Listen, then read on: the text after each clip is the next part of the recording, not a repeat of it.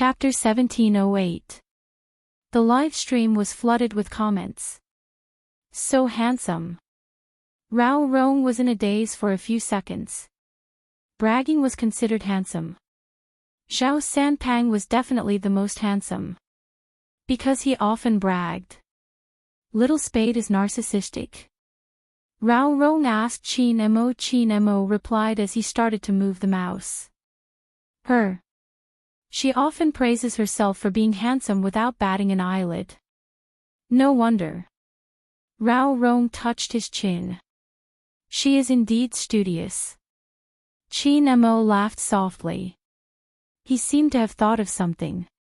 Anyway, his expression was slightly different. Rao Rong ate a mouthful of dog food silently. He saw that Qin Mo was already hiding in the bushes in the wilderness. Rao Rong wanted to say that this was really scheming, too scheming. No wonder Zhao Sanpang called him Scheming Qin.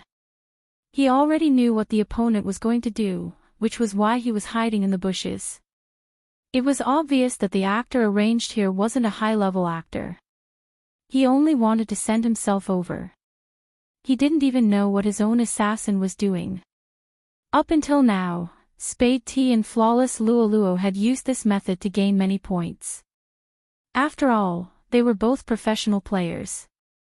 It wasn't a problem for them to play such a low-end game. They arranged for one of them to be an actor on the other side because they wanted to play more elegantly. One had to know that people liked them now because they were handsome. They couldn't lose this charm. Now, let's return a blue buff to the opponent, Spade T said as she attacked. Flawless Luoluo was smiling too.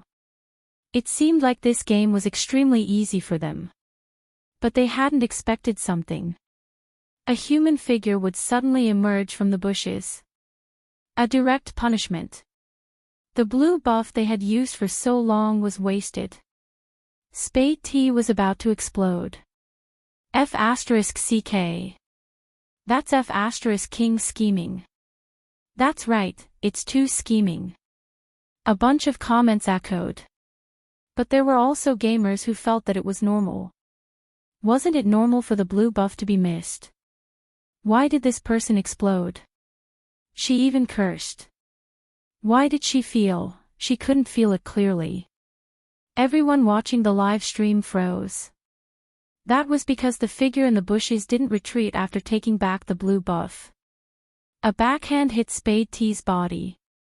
Spade T seemed to be infuriated as she brought the sorcerer to retaliate. However, for some unknown reason, after the move was sent out, it actually missed. And where was he? Where is he? Unlike the audience, Spade T didn't have a full view. As a result, they couldn't see how that person had dodged two of their skills. With a flick of his spear, he jumped into an excellent position. Spade T asked, "Where is he?" He was lifted into the air by the silver-white spear. When the silver sparks fell, Spade T was stunned. Most importantly, Flawless Luoluo used her skill. However, it did not freeze the figure at all. That person seemed to know how she was going to fight. He was always one step ahead to avoid their skills. On the screen, the figure pulled back and forth at an extremely fast speed. It was so dazzling that Spade T didn't even have a chance to react. Even the people watching the live broadcast were shocked by that kind of positioning and hand speed. No bullet screen popped up for a long time. It would only take 3 to 5 seconds. Chapter 1709. First Blood. First Kill. The first drop of blood. Silver sparks fell. The shadow of the long spear was imprinted on the ground. The entire live stream was silent. Did the T die? She died in less than 2 minutes after the start of the game. Spade T's hand paused for a moment. In the next second, she started speaking. "Luoluo, what's wrong with you? Shouldn't you have frozen him just now?" This person usually called Flawless Luoluo but always called her Luoluo. Flawless Luoluo was also stunned. She didn't expect the T to die. When she regained her senses, she stuck out her tongue and said, "Sorry, I used the wrong skill just now. I was just being naughty." This kind of explanation could be considered passable. The bullet screen kept saying, "Next time, you can't be naughty, Almighty T is dead," etc. But there were only a few such bullet screen comments. Then, another sound effect was heard. Double kill. Double kill. They must have heard wrongly. Double kill. It was actually a double kill. Everyone's eyes started to shake. But the figure on the screen seemed to naturally sweep past the bushes at the side. As he flipped over the wall, he had already defeated a wild monster in the river. And his HP, which was almost gone just now, actually rose back up. The people who originally came to watch the battle were here to see Spade T. When they saw this scene, they couldn't help but click on the person's corner of their vision. This meant that wherever he went, they would see it. Spade T and Flawless Luoluo's mentality was a little broken. Flawless Luoluo never thought that she would die as well. Spade T immediately said, "Luoluo, are you stuck there again?" "Yes, yes, yes, I'm stuck again." After Flawless Luoluo said this sentence, Spade T said, "I think so too. But you can't say you're stuck after being killed once." When it was the second time, people watched the game from the other party's perspective. Once again, Spade T and Flawless Luoluo were killed by the silver-white figure. The live stream room was silent. What's the situation? Why did T die again? It doesn't look like a card. I don't think it looks like a card either. It's because he's too fast.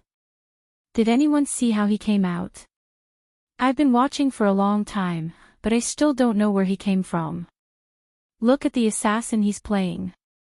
He can teleport 3 times and go through walls. It's normal for him to suddenly appear. At this moment, Spade T's expression had changed. He was really flustered and exasperated. At this time, it was impossible to talk about teamwork.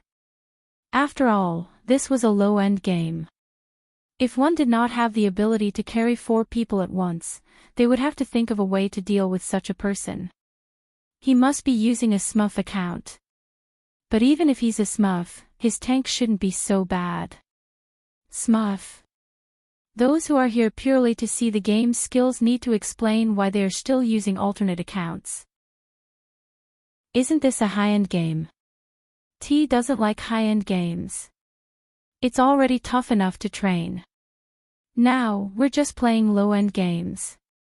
As soon as these words were spoken, another sound effect appeared on the screen. 3 times. He had already been double-killed 3 times. How could Spade T bear it?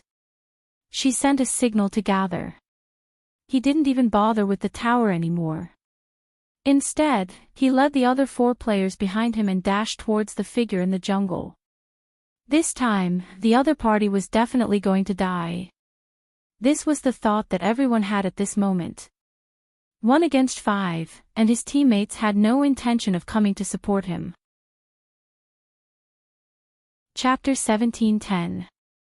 At this point in the live stream, someone started saying, "What's going on with the top lane over there? Why isn't he helping? Is it an illusion? I feel like he's an actor. Didn't someone say that this is a low-end game? There are actors in a low-end game."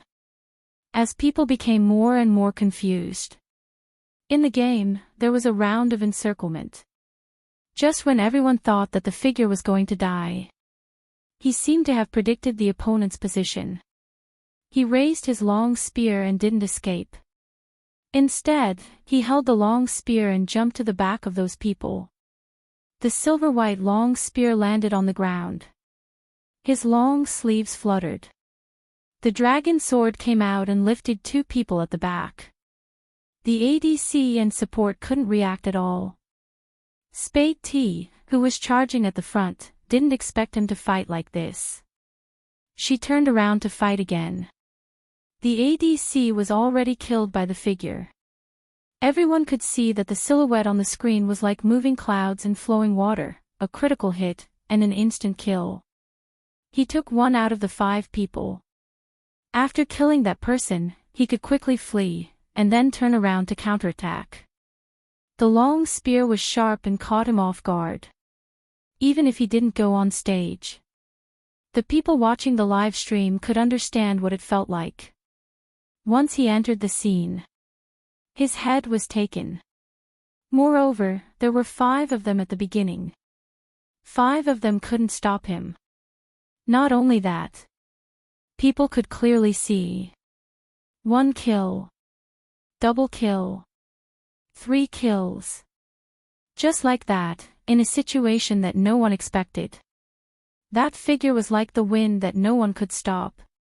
Prediction, positioning, and the awareness of a king.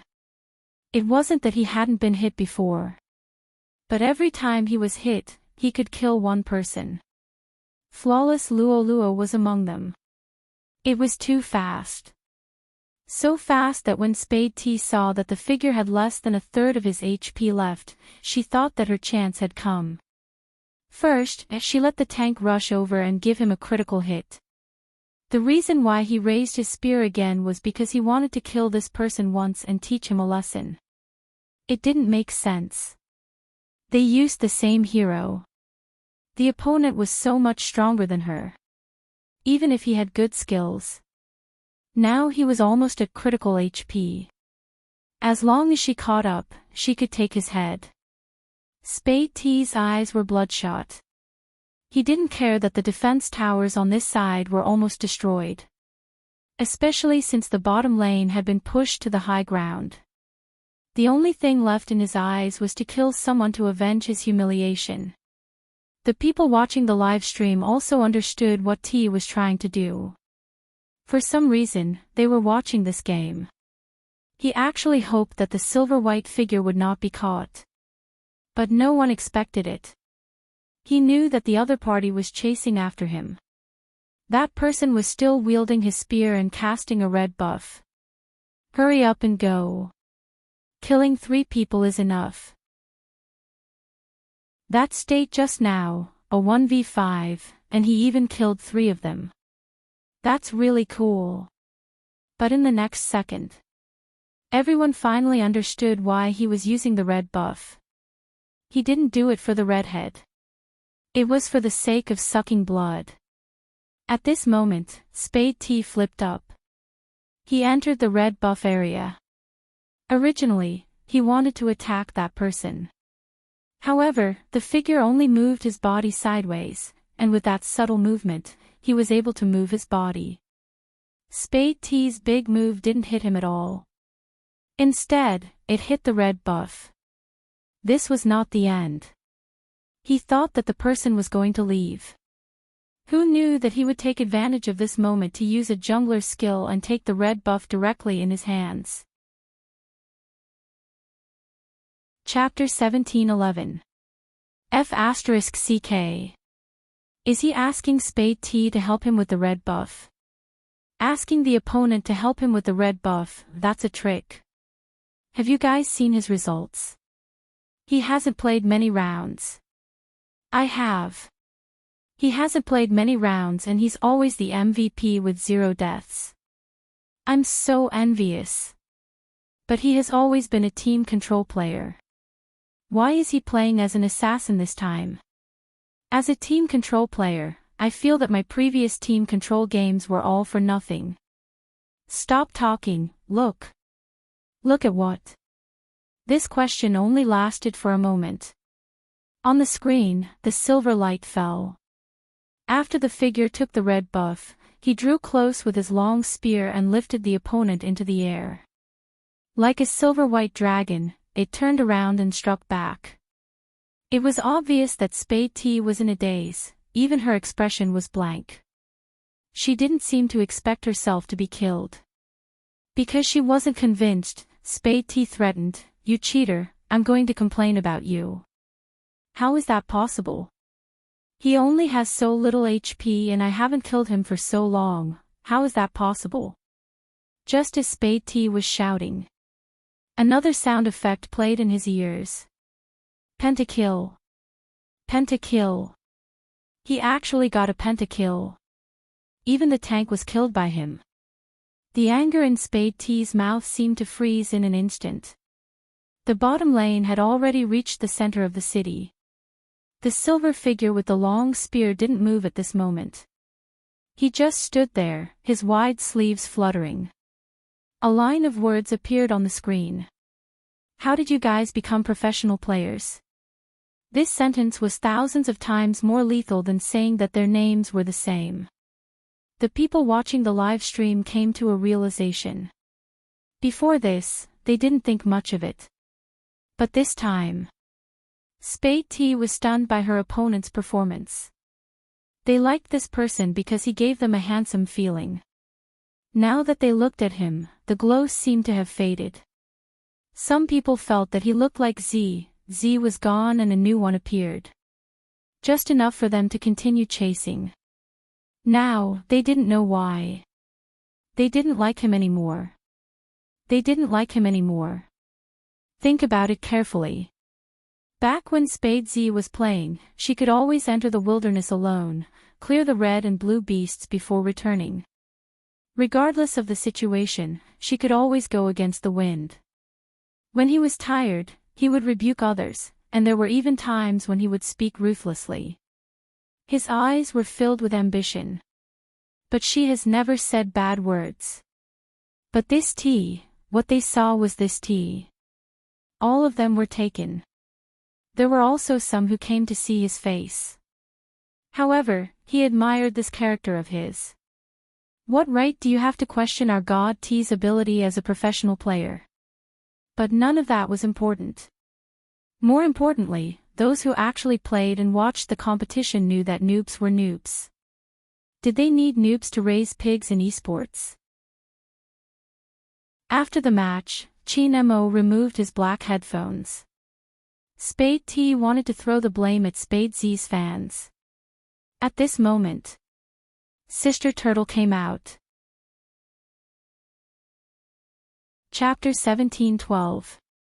In an instant, those IDs that had been abandoned filled the entire screen. I'm in Jiang City, waiting for you to come back. I'm in An City, waiting for you to come back. I'm in Border City, waiting for you to come back. I'm in, it was just a short minute. Thousands of replies, one after another, increasing at a speed visible to the naked eye. Some people said that this was a true Spade fan. Those who were active, looking for the same image. They just liked Z's outer shell and handsomeness. Hence, just because there was a slight resemblance, they felt that the other party was the person in their heart.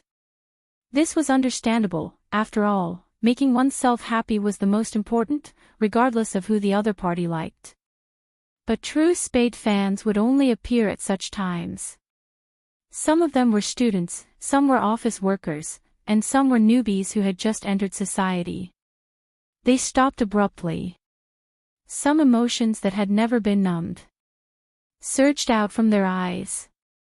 That group of people had used one competition after another to tell everyone what it meant to survive in adversity, to be strong against the strong. When you grow up, you will understand that nothing in this world is easy.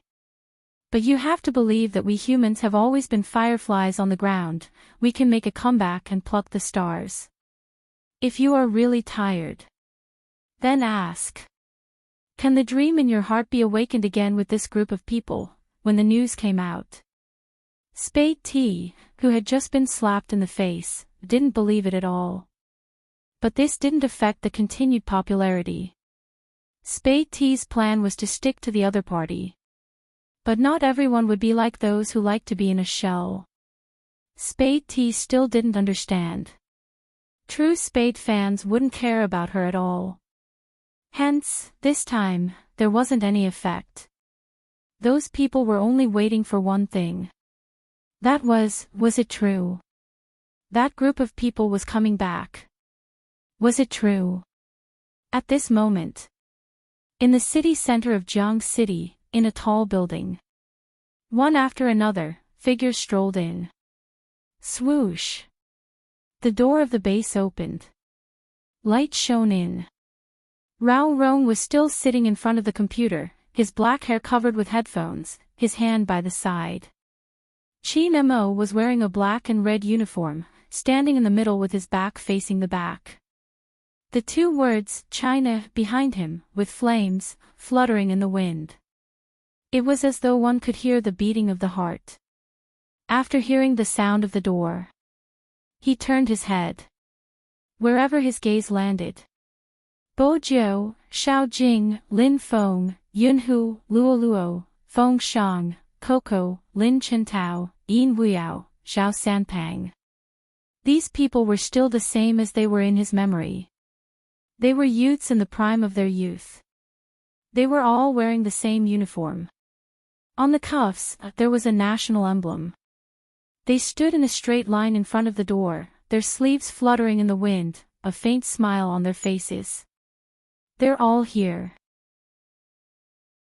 Qin Mo opened his mouth, his voice calm as though he was exchanging pleasantries with an old friend.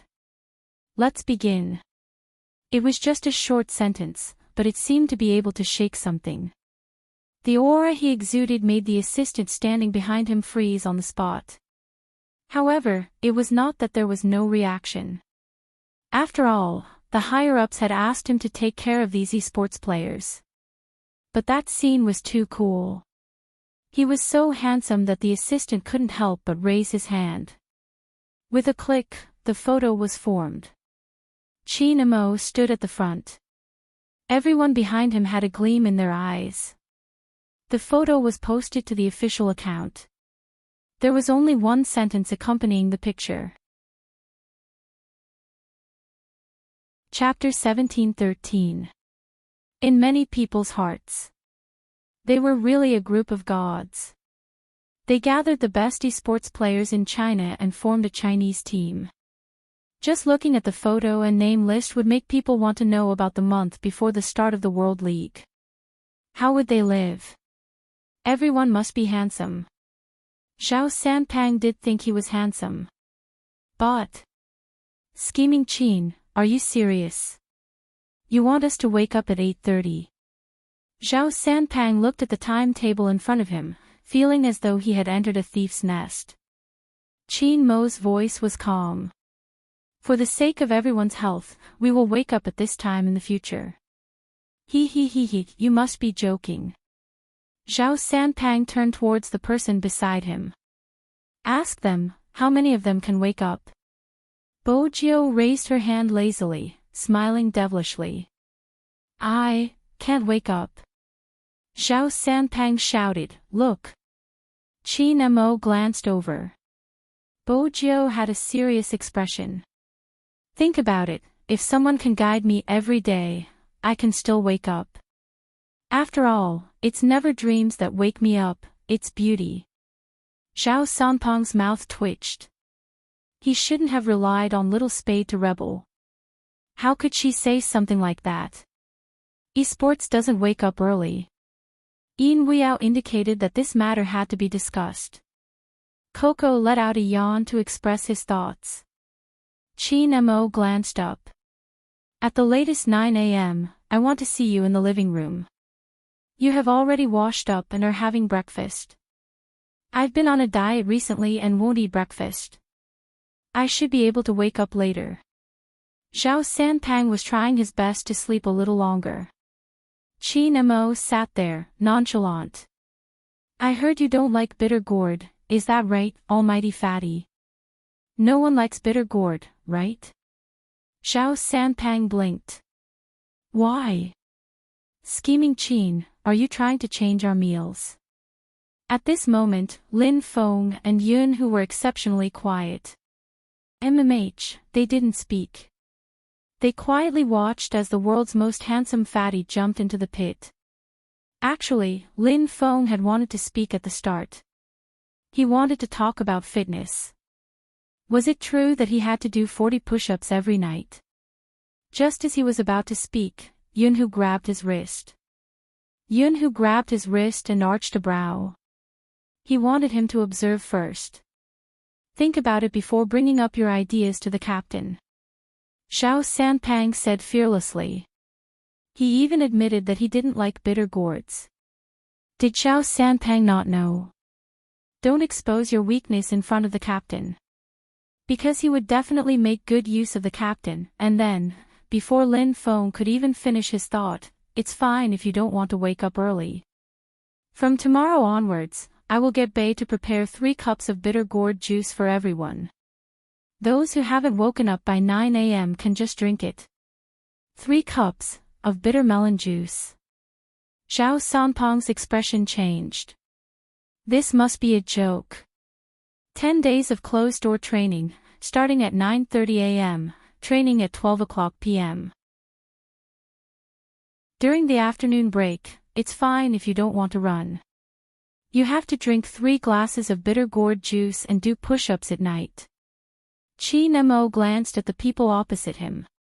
Since we are representing China, we have to look good, don't you think so? They said it was a den of thieves. Xiao Sanpang and Lin Feng looked at each other. Chapter 17:14. Qi Nemo sat there calmly. His noble aura didn't diminish in the slightest. It was as though he had seen through them. He said casually, I have already submitted your information to the committee. If you choose to leave now, you will be considered as betraying your country. Betraying your country. Xiao Sanpang glared at him. Scheming Qin, why didn't I know that you would use morals to pressure people? Qi Nemo was calm. Do you know now? Xiao Sanpang shook his head. Shameless, too shameless. Qi Nemo looked at him and suddenly smiled. It was a little warm. It seems like Almighty Fatty can't wait to taste the bitter melon juice. Xiao Sanpang's back stiffened. He didn't say another word. After a long time, a higher-up came to visit the members of the Chinese team and asked, You guys used to be the first and second in command of the team. What method did Qi Nemo use to allow you guys to get along peacefully? Xiao Sanpang only replied with one word. Shameless. They didn't even have a way to leave the team. Pirate ship, the biggest pirate ship. The esports players weren't used to waking up early. As for Xiao Sanpang, he had to use all his strength to get up. Bo Jiu was much smarter. She could catch up on her sleep by sitting in front of the computer. She sat there with her black headphones on, her uniform pulled to the top. Her entire face was covered, only revealing a pair of starry eyes. Her silver hair fell down. From afar, she looked very handsome. But when she got closer, she could see the youngster's head nodding. The side of the face was porcelain white, and it looked a little cool, like a cat, sleeping lightly. Qi Nemo walked over, emptied one hand, and tapped the man's forehead with his finger. Bo Jiu paused. She opened her eyes. There was still a hint of sleepiness in her eyes. It was obvious she wasn't fully awake. Subconsciously, she thought that she was still in a castle overseas. She reached out, wanting to hug his waist and carry out her daily morning teasing. Qi Nemo sensed her thoughts and a smile appeared on his lips. In order to prevent a certain someone from acting like a hooligan and forgetting where they were, Qi Nemo took a seat. He freed one hand and placed it on her side before lowering his body. Mrs. Qin, wake up. Look at where you are. Do you want to go outside and do frog jumps with Almighty Fatty, or do you want a glass of bitter melon juice? Frog jump, bitter melon juice. These 6 words seemed to have a magical nature. Bo Jiu had assumed that as someone who had graduated from high school, it would be impossible for her to come into contact with a sport like frog jumps. It was really too embarrassing to turn his hands behind his back and squat there and jump around like a frog. He didn't expect that a married person like her would have to experience this kind of life all over again. Most importantly, the frog was not jumping inside. Instead, it was to be at the plaza outside the building. It was a business district after all. A row of people were doing frog jumps, still wearing their uniforms. It was really eye-catching.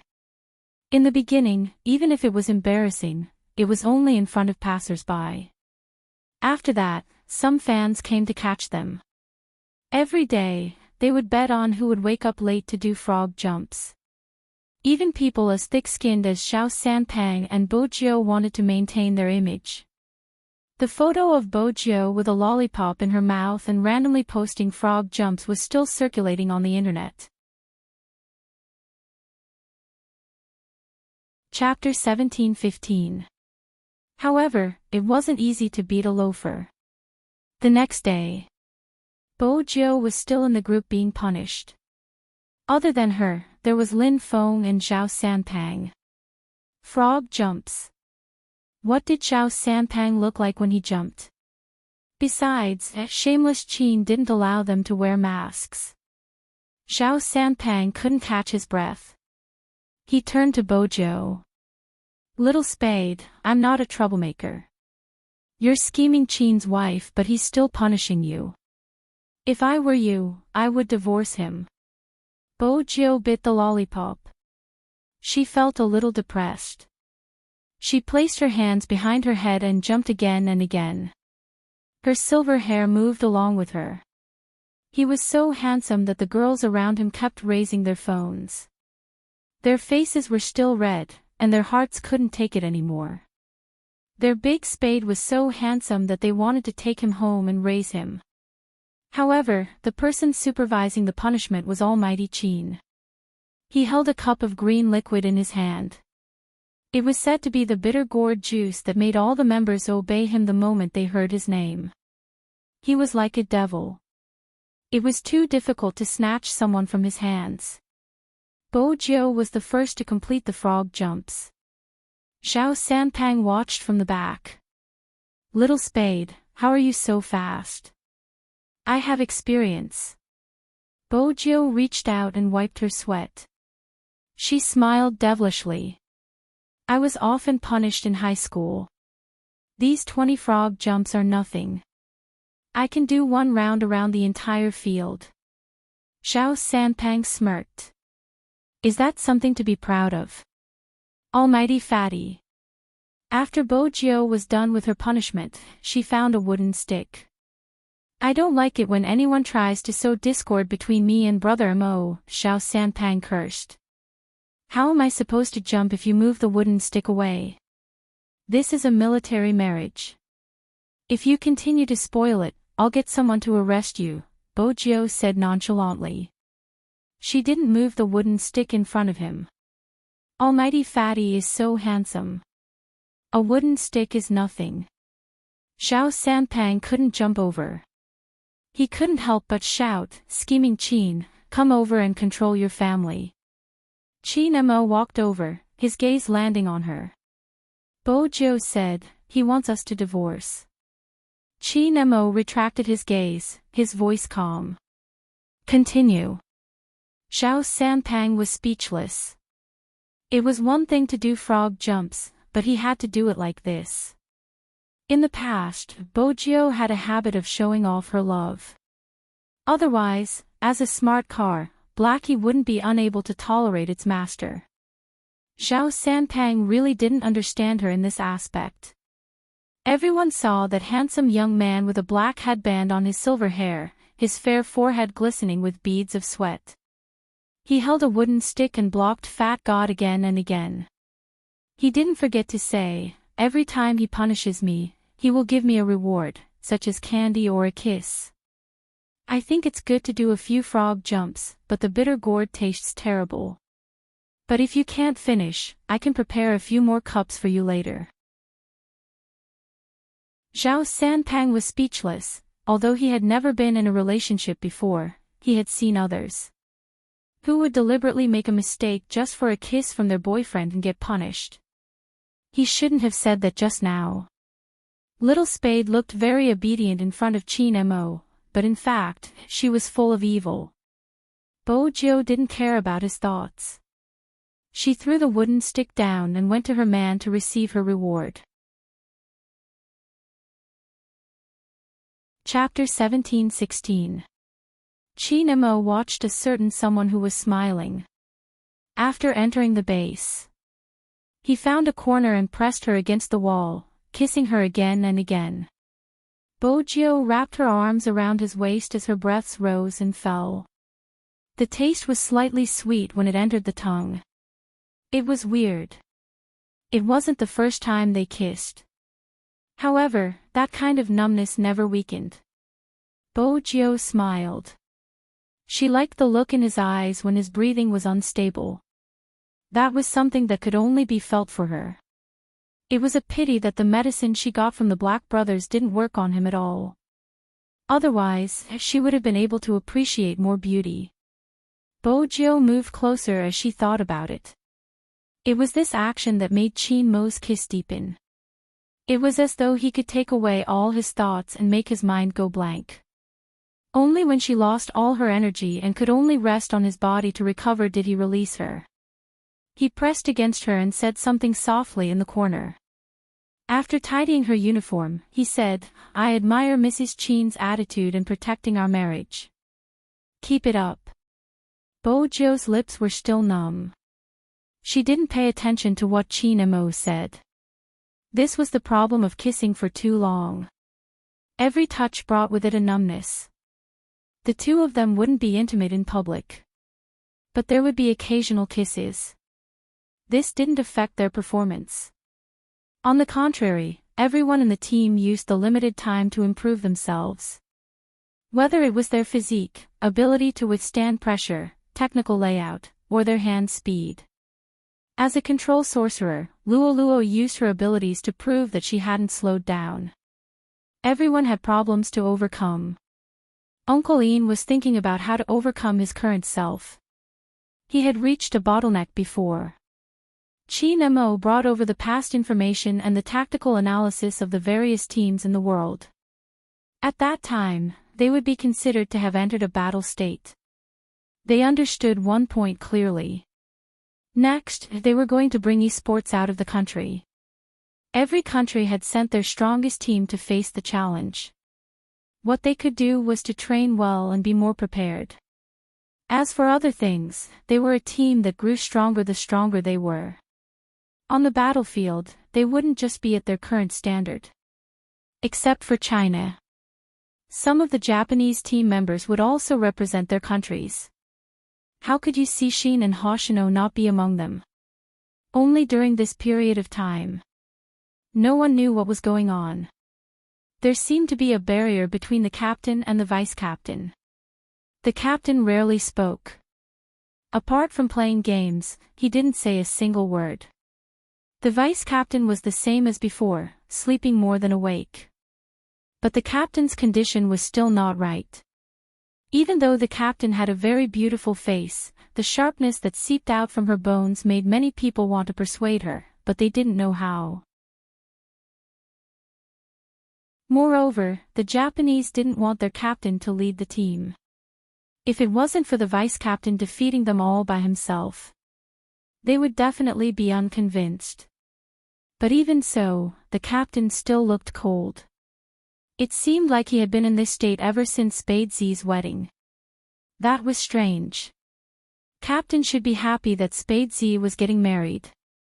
That way, no one would be fighting with Captain for the vice-captain position. Why did Captain seem to be distancing himself from him?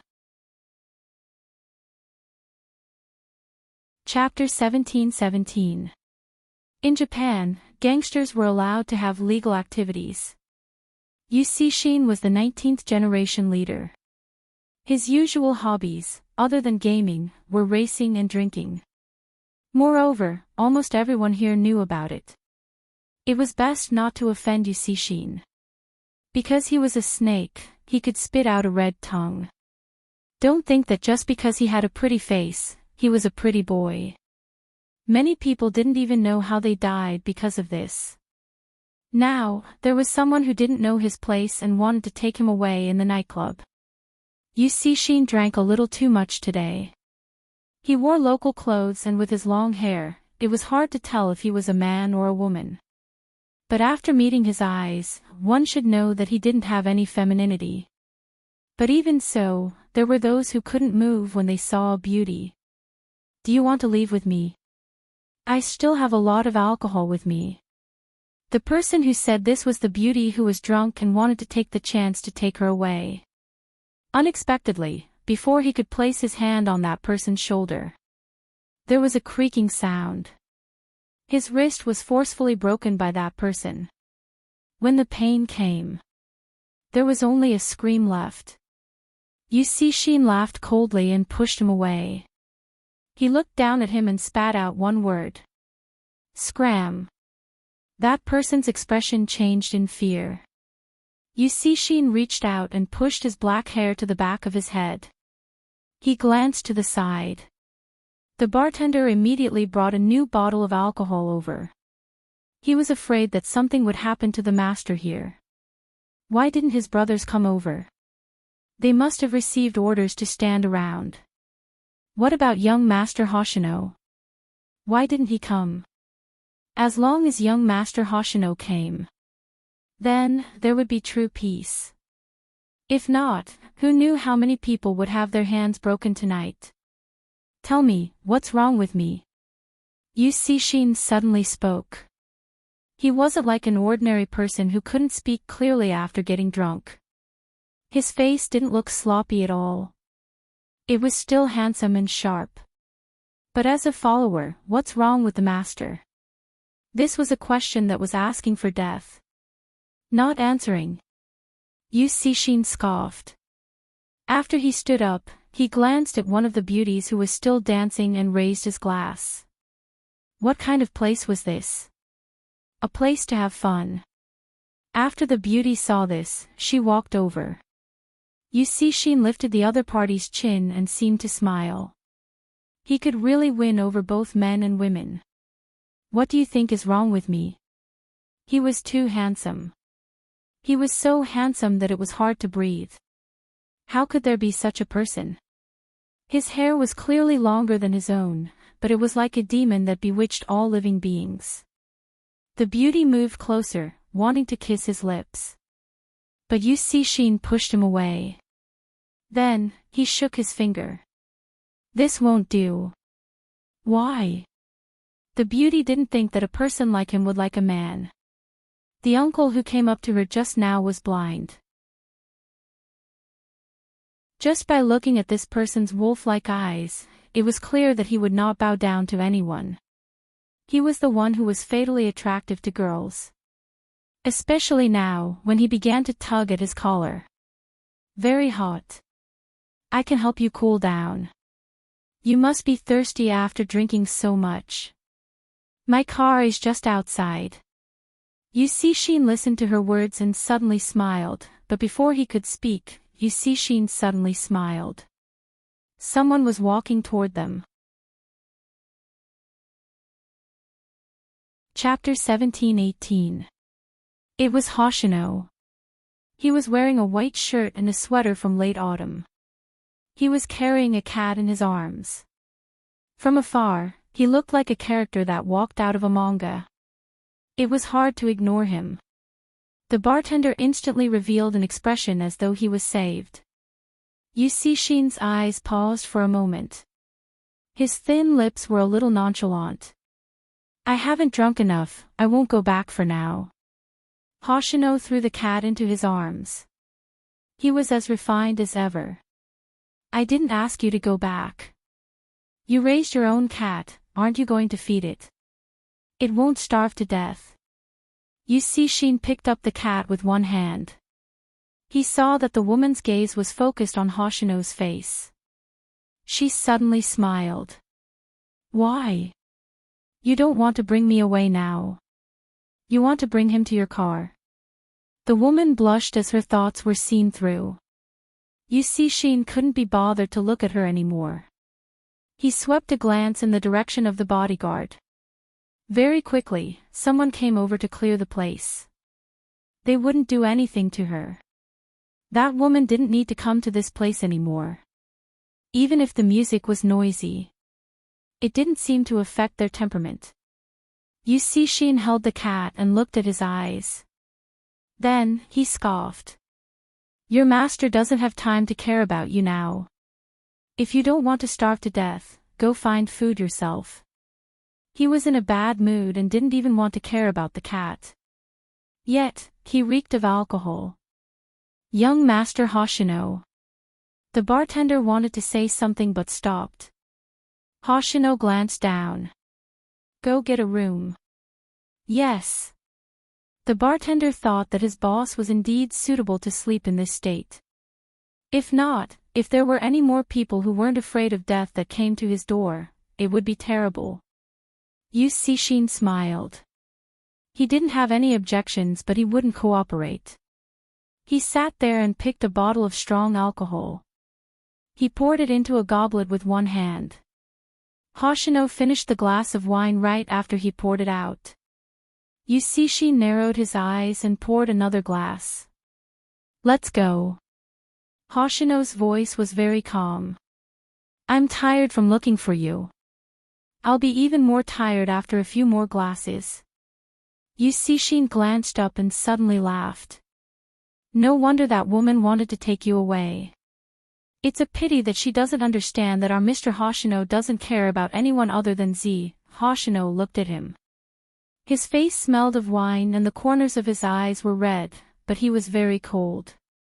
You're here because of this. Hoshino furrowed his brows but soon relaxed. His tone was calm as he stated a fact. Other than Z, isn't there also you? Yu Cixin was about to spit out his snake tongue when he suddenly stopped. He did not sober up. But it did not affect his thoughts. He knew very well that Hoshino treated him like family. This was what Yu Cixin couldn't understand. He was the first person to know him. If it wasn't for the fact that something had happened, he wouldn't have rushed to Hoshino's side immediately. How could Z have a chance? Even until now, Hoshino was still keeping his promise with the Bo family. He was doing it willingly. Even though Z said that she wanted to remove it, he would not give up either. This was what made Yu Cixin feel the most helpless. But it was different now. With Qin Mo by her side, Z had long cut off Hoshino's thoughts. Since that was the case, why should he be anxious? Yu Cixin lowered his lids and laughed. I thought you forgot what you said. No. Hoshino's temperament didn't change. Chapter 17-19. I never thought of going against the promise. Hoshino's emotions didn't change, even his voice was calm. Since you finished drinking, go to sleep. Yu Cixin smiled lazily, fatally handsome. My bed partner was seduced by you, how can I sleep? Don't you know? I'll feel cold if no one sleeps with me. I'll sleep with you. Hoshino bent down, picked up the cat on the ground and placed it back in his hands. His eyes were like splashing ink. Yu Cixin paused, turned his head and smiled. That's fine too. Even though he knew that the sleeping partner he was talking about was simply accompanying him. Yu Cixin didn't want to miss such contact. They hadn't slept in the same room for a long time. It wasn't considered in the base, there were so many people. When they were young, the two of them often slept in the same bed. Later on, this person became distant from him. Yu Cixin's gaze was calm, trying not to think about it. The room was in the deepest part of the bar. A high-class, large-scale bar like this. There would be VIP rooms for the night. But there were only 4 or 5 rooms. Usually, they were reserved for the most distinguished guests and gang members. The leader and young Master Hoshino were both there, so there were originally 2 rooms. After the bartender heard the conversation, he decisively asked someone to change to another room. After Yu Cixin was drunk, the fatal feeling on his body became more prominent. But he really drank a little too much. After opening the door, he walked into the bathroom. In a short while, the sound of vomiting came from inside. It was obvious that the drunk person wasn't feeling well. What was it this time? Was it because of those relatives who wanted to fight for power? It seemed like it was time for Su Qing to find out who Black Flame was. Hoshino stood in front of the floor-to-ceiling window, pressing the intercom. Get someone to cook some hangover soup and porridge, send it over. Yes, young Master Hoshino. This was the most peaceful day in recent times. Every time this happened, there would be people who wanted to spend the night with the boss. How many pale faces would leave? They couldn't remember. Fortunately, young Master Hoshino was here today. Boss seems to agree with young Master Hoshino, both of their auras are so strong. Of course, look at who they are. Boss listens to young Master Hoshino because they have known each other since young. You've known each other since childhood. Yes, I also heard it from the family. When they were young, Boss and young Master Hoshino were really inseparable. The two of them were different from other children. They would always lie under a tree and read books together. They would even fence and shoot together. At that time, were the two of them like this? It can be said that the leader has never changed, but young Master Hoshino disappeared for a period of time because something happened to his family. But when he came back, he didn't seem to be as close to the leader as before. Some people say that it's because they've grown up. That's right, Hoshino wouldn't be able to hear these discussions.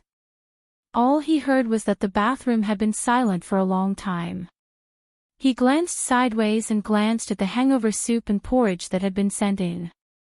He waited for another 3 minutes, but there was still no sound. Only then did he stroll in.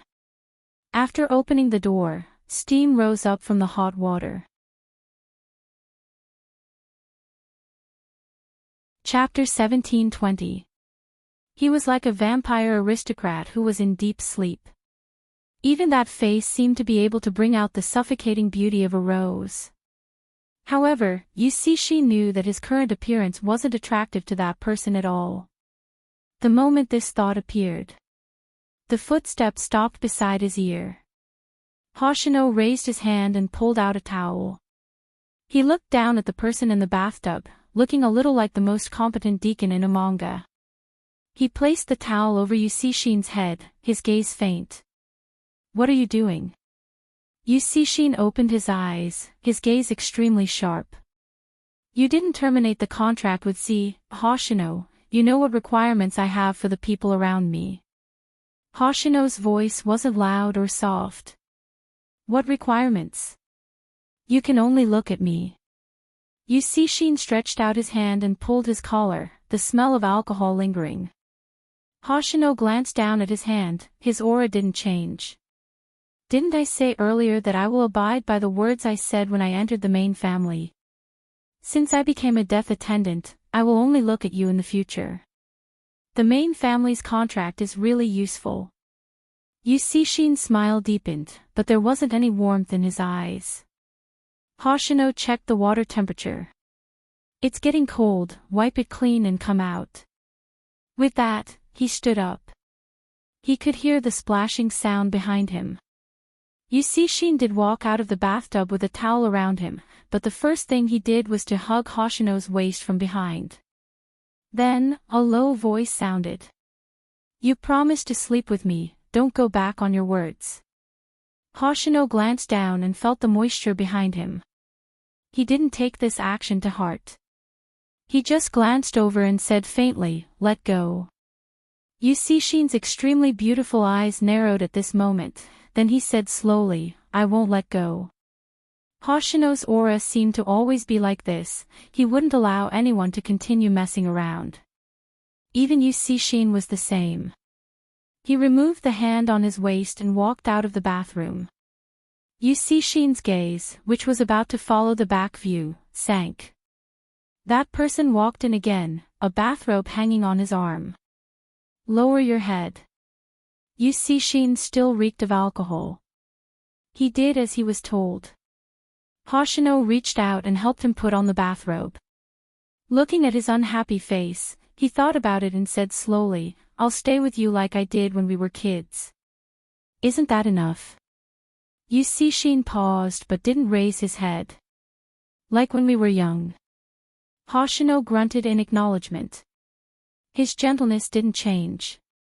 He handed him a towel before walking back to the bed. Yusishin wanted to say, "You know I want more than this." But he didn't say this out loud. In any case, they were going to sleep together later. Since there was a breakthrough, then there was no need to think too much. At most, he would use force. Thinking about this, Yusishin's lips curved upwards. That kind of smile indeed looked like a beautiful snake spitting out its red tongue. However, it was clear that his seductive, androgynous beauty, under his deliberate efforts, did not arouse that person's interest. Yusishin smiled. When he came out, he saw that the person was already lying on the bed. Yusishin simply walked over. First, he pressed down on Hoshino's wrist. Then, he bent down slightly. Under the bathrobe, porcelain white could be faintly seen. It was cold to the touch. Many people felt that he was a cold-blooded animal. It was probably because Yusishin's body temperature was slightly low. He lowered his body and his gaze met Hoshino's. Indeed, he had to use force.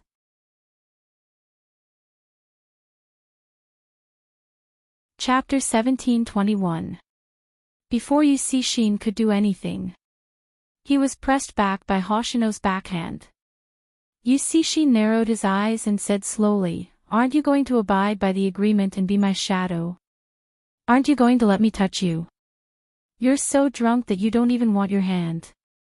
Hoshino leaned against Yusishin's ear when he said this. Yusishin glanced down. Indeed, because of the alcohol, his strength was weaker than usual. "Why? If I really make a move, will you really break my wrist?" "No." Hoshino looked at the handsome face that was inches away from him. His gaze was still the same as usual. This word made Yusishin bury his face into the pillow. "Then let go. It seems like you really underestimated your influence on me. If you speak into my ear like this, I'm going to have a reaction, heh." That have made Hoshino notice something. He wasn't joking, he was serious. His brows unconsciously furrowed, and he loosened his grip as he stood up. Yusishin, who was released, leaned there lazily. There was a sharp beauty in the corner of his eyes. "Why? Are you frightened?" Hoshino glanced at him. "When did it start? Don't you know that I don't discriminate between men and women?" As Yusishin spoke, he tilted his head and lit a cigarette in his hand. When he smoked, he was very handsome and had a kind of mischievousness. Hoshino retracted his gaze and took a step forward. Yusishin spoke again. "You want to break off your relationship with me? Or do you feel disgusted?" Hoshino turned back and looked at the person who laughed wantonly. He remembered that this fellow was like this when he was young. He would laugh no matter what he encountered, including when his mother tried to attract his father's attention. She often made him go to the main family with a swollen face. When he was young, he looked like a doll.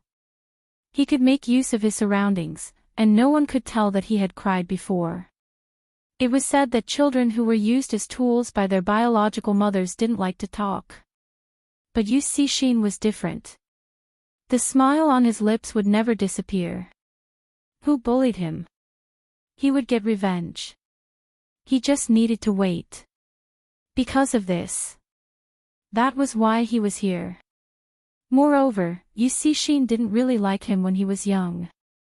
Hoshino could feel that although the man was smiling at him, there was no warmth in his eyes. But even so, the two of them were not the kind of people who would tear off their disguises. The innocence of a child seemed very far away from them.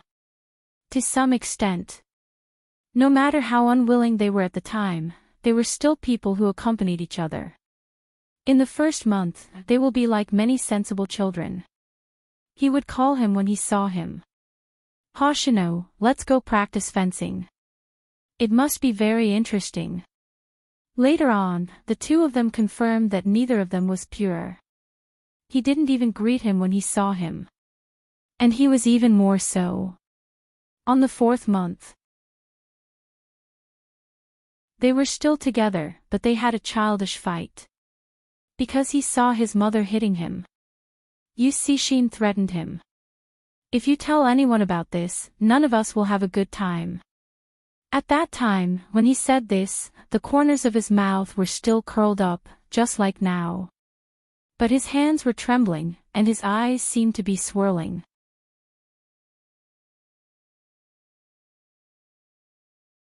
Chapter 17:22. Forget it. Anyway, he already had his cat. It wasn't difficult to have one more. Hoshino reached out and took the cigarette from Yucixin's hand. He put it out in the ashtray. Let's talk. Yucixin paused, his gaze deepened. I don't want to talk. Anyway, you're rejecting me. When Hoshino heard this, his gaze paused. His aura didn't change. Who said that I'll definitely reject you? This sentence caught Yucixin off guard. He froze on the spot. Even his eyes were a little round. The more he looked at him, the more he looked like his cat. Hoshino reached out and pinched his chin. His gaze was still calm. Many women outside say that they'll feel happy when they kiss you. They probably haven't seen your expression before. After he mentioned it, Yucixin seemed to have realized something. He smirked evilly. Indeed, it will be very happy. Do you want to try? No need, I can't accept it now. Hoshino's words were true. He liked women. But in terms of feelings, Yucixin was more important. It was probably related to the environment he grew up in. Hoshino had always been indifferent towards women. Z was an exception. This person was an exception too. Hoshino could clearly see that person's eyes dimmed after he finished his sentence. He didn't know why. He just didn't want to see this person grow up to be like this. Lonely, like a person without a goal. He paused and added another sentence. When I can accept it, I'll try it with you. Hoshino, this sentence of yours sounds like what you said to Beitai. Yucixin smiled slowly. There was a hint of viciousness in his voice. I won't wait for you to accept it. I'll take action when I have the chance. If not, I won't like you anymore. Why must I like you? Yes, why must he like this person? How many people were waiting to climb into his bed? Women, men. She was handsome and beautiful. They were all queuing up to be taken by him, yet, he took a liking to someone he would never be able to get. Hoshino looked up. His aura was pure. You can take action. The unexpected answer made Yucixin glance over. You won't give me a chance to attack. Hoshino looked at the back of his slightly red ears and knew that he had realized what he had said. He lowered his voice and said, if that's the case, do you think I would be here? Yucixin laughed again and pulled him over. Then you have to explain it properly. Why can't you accept it now? Are you worried that my skills aren't good? Don't worry, I will make it very comfortable for you. After all, you have no experience. Hoshino looked at him, his eyes deep. Who gave you the illusion that I'm the one down there? Yucixin chuckled. Are you like those people? Do you think that because I have such a face? Before he could finish, Hoshino's voice rang out again. Play-Doh, if you really want. Play-Doh. Yucixin narrowed his eyes, his vibe as venomous as a snake's. I reacted when you talked to me like that just now. You want me to be Play-Doh? Hoshino was emotionless. You reacted just by talking to me like that? If not, how do you think I noticed? Yucixin suddenly paused when he said this. Chapter 17:23. The only thing Yu Cixin could feel was the slight coldness coming from his fingertips. When it touched his waist, he felt a numbness that caught him off guard. Even his eyes stopped moving. Hoshino looked into his eyes and said slowly, "What about this?" Yu Cixin didn't move because his body reacted faster than his brain. He seemed to be immersed in it. Hoshino's hand stopped on the second bone on the person's back. He moved closer. "In the past, I didn't realize why those people wanted to bring you away. It's hard not to think about it when you're like this. But do you really think you can suppress me?" Yu Cixin narrowed his eyes and held on to his wrist. "Do you have a misunderstanding about my stamina?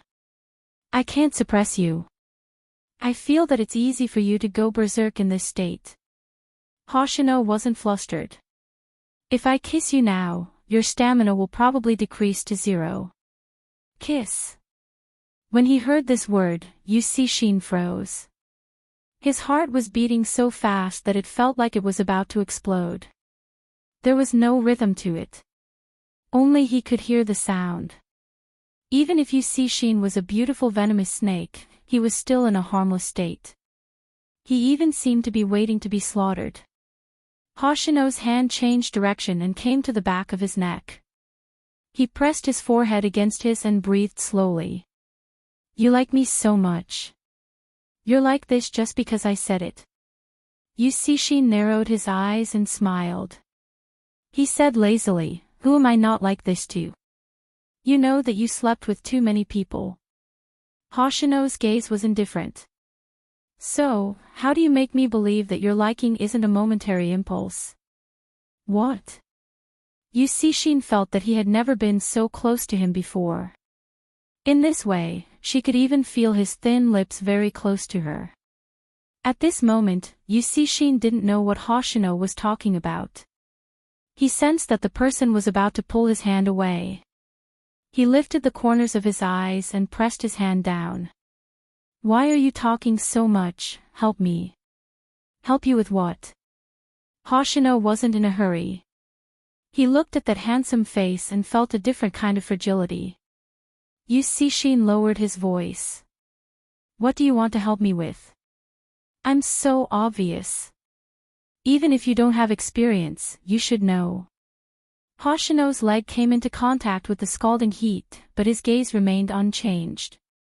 "Answer my previous question first." Of course, he understood. There is no such thing as a free lunch. Therefore, after he said this sentence, Hoshino leaned sideways, his thin lips landing on the tip of the man's ear. Yu Cixin, who was already intoxicated, felt the blood in his body heating up. Not only did his hands stop, even his body was trembling. What did he just do? Kiss him. He didn't stay for too long. Even when he only felt a flash of numbness. He didn't plan to continue kissing her. Yu Cixin had never felt that he wanted someone to continue touching him so much. It was as if he was suffering from skin hunger. This made Yu Cixin's breathing a little chaotic. What's the problem with the previous one? His brain had stopped working. Because until now, he had never felt like this before. He was so greedy that he didn't know how to be satisfied. Chapter 17:24. Yu Cixin didn't know that his heart could beat so fast. It was like a storm that swept over. It was just a touch on the tip of his ear. How could there be such a strong feeling? Hoshino looked at the pair of eyes that were obviously a little unfocused. His gaze landed on the handsome face that was different from before. His black silk-like hair scattered beside his hand. Forget it. Hoshino chuckled.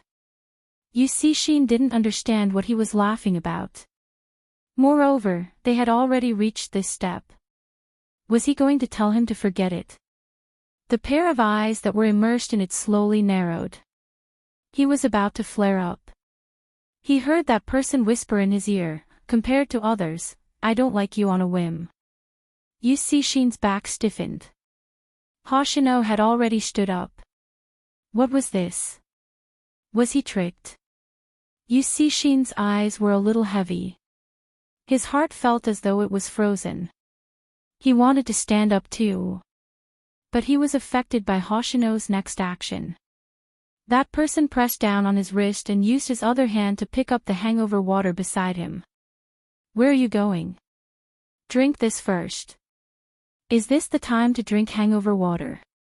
Yusishin grabbed Hoshino's collar and pressed his body closer. Hoshino's voice was very calm. If you don't drink it, you will regret it the next day. I won't this time. Let me sleep. Yusishin's attitude was very lazy. Anything can be solved. Hoshino sat beside him. His aura didn't change at all. You can sleep after you finish drinking. Ha! Yusishin laughed softly. You kissed me first and now you're telling me to sleep like this. Hoshino lifted his eyelids. Or do you want to take a shower? You can. Anyway, the perfume on your body is too strong. It smells uncomfortable. Perfume? Are you kidding me? I never use incense. Yusishin suddenly paused. Are you jealous? Mmh. Yusishin paused. Hoshino's expression didn't change. I really don't want to dig you out from the bed of any woman or man the next day. Moreover, since we want to be together, your actions should be restrained. Then sleep with me. Yusishin's mischievousness came from his bones. After sleeping with you, I probably won't be interested in anyone else. Hoshino glanced at him. Are you thinking about these things all day long? Isn't it good to be honest? Yusishin chuckled. Or am I not good-looking enough? Hoshino looked at him. Yusishin's aura got closer to that person. He was very good at using his appearance to achieve things. The only time he didn't use it was against Hoshino. But today was different. He wanted this person so badly. Moreover, Yusishin believed that he wouldn't remain unmoved. You really don't want to try. That kind of bewitchment was very tempting. In addition, Yusishin's lips were almost touching Hoshino's. But at this moment, Hoshino reached out and pulled the blanket. He covered Yusishin's handsome face with it. Even his head was covered. What are you doing? Yusishin narrowed his eyes and pulled the blanket down. Hoshino's voice was indifferent. Sleep. We're already at this stage and you're asking me to sleep. Yusishin laid on the bed but he was still unhappy. Chapter 1725. Was the future long? Sometimes, Yusishin felt that the Chinese language had a charm. It was because a few simple words would make people feel that his future wasn't cold anymore. He wasn't going to wake up from a stranger's bed when he couldn't sleep. He seemed to have been like this since he was young. He could always find a sense of stability in this person. And this was the first time Hoshino looked at him with such a gaze. It was like the water in the mountain stream and as tough as a rock. There was a little snow in it but it didn't feel cold at all. Instead, it made his fingers stiffen. Although he was drunk and his stamina couldn't keep up. But Yusishin's aura didn't fade. He was so evil that he wouldn't yield to anyone. This was also why some people wanted to challenge him when they saw him. And the reason why some people backed down. Many people died in Yusishin's hands. Of course, those who didn't have eyes and thought that he was the best would end up in a terrible state. Hence, the title of Viper was known to everyone. No matter what the occasion was, as long as he sat there, it would become a phenomenon. He was like an extremely extravagant dark noble with a crown on his head. There were many beauties around him. But now, Yusishin's attack speed slowed down. The feeling of his rhythm being controlled by someone else. This was something he had never experienced before. Yusishin squinted his eyes and wanted to stir up the atmosphere again. That person suddenly stretched out his hand and hugged him and the blanket. His voice rang beside his ear. Sleep, if you don't sleep, I won't be responsible for accompanying you to sleep. Yu Cixin froze. Even his slender legs didn't move. His life was messy. He was completely different from this person. Yu Cixin didn't understand why such a simple action wasn't intense at all. There was even a blanket between them. But it gave Yu Cixin a very different feeling. It even made him feel reluctant to let go, and he didn't want to destroy the current atmosphere. If he had to describe it, it was much more warm than sleeping with a stranger for a night. It was like the first time he ate cotton candy when he was young. Oh right, as a leader. His mother told him since young that cotton candy wasn't something he should eat. Unsurprisingly, after he was found to have eaten cotton candy, he was severely beaten up. But even so, the tip of his tongue had not forgotten the taste of cotton candy. The faint sweetness lingered for a long time. Yu Cixin didn't move. He just looked at the ceiling and replied, "MMH." Hoshino looked at the face that had been too good to look at since he was young. He raised his eyebrows slightly. No resistance. Yu Cixin was really asleep, so he didn't care that he was the one being hugged. The next day, when Hoshino received Bojio's invitation, he didn't reply. Instead, he called her. "Is it convenient for you to bring your family along?" "Family?" Bojio paused, her lips lifting. "It seems like you have thought it through. All right, bring them over." Hoshino chuckled. "You know who it is. Who else could it be other than that poisonous snake?" Bojio lifted her long legs. After frog jumping, she was resting. "Since you can't let go of him, you would have gone to do other things. You wouldn't have stayed there as a consultant. Nowadays, gangs are becoming more and more sophisticated, and there are even positions like consultants. But, Hoshino, can he be stable?" Hoshino glanced at the sleeping man on the bed. "I will think of a way to stabilize him."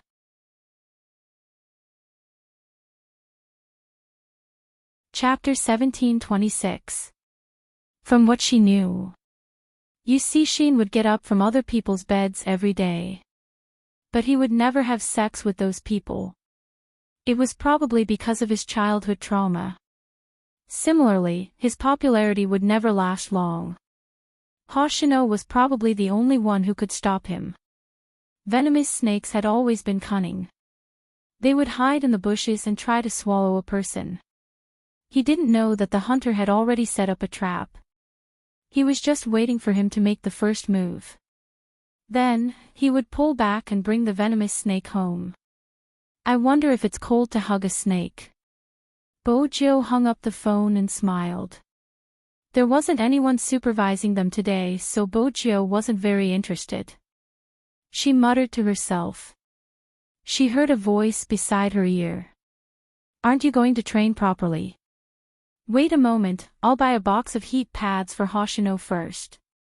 I'll give it to him when we go to Milan." Bojio leaned against the railing behind her. She didn't even look up as she tapped on the shopping page. Her other hand was casually placed at the side. The ends of her hair were still slightly wet. The youngster looked clean and evil. Manager Phone wanted to remind her that a certain someone was back. Who would have thought? It would lead to Hoshino's name. As expected, Chin Mo, who was standing beside him, replied, "Oh." His gaze was still calm. "Do you need to buy an electric blanket for him too?" "An electric blanket is good, it can conduct heat." Bojio paused. She kept her phone naturally and looked at the handsome and noble face in front of her. Then, her hands moved. She hugged his waist and took advantage of him. "I didn't see you today. I didn't have any motivation when I was punished." Chin Mo raised the corner of his eyes. "Madam Chin, where's your face?" "I ran away from home temporarily." Bojio looked up lazily. Chi Mo signaled to her that there were people around. Bojo noticed them. Since her obedient disciple wasn't among them, she glanced over. Her evil smile was obvious.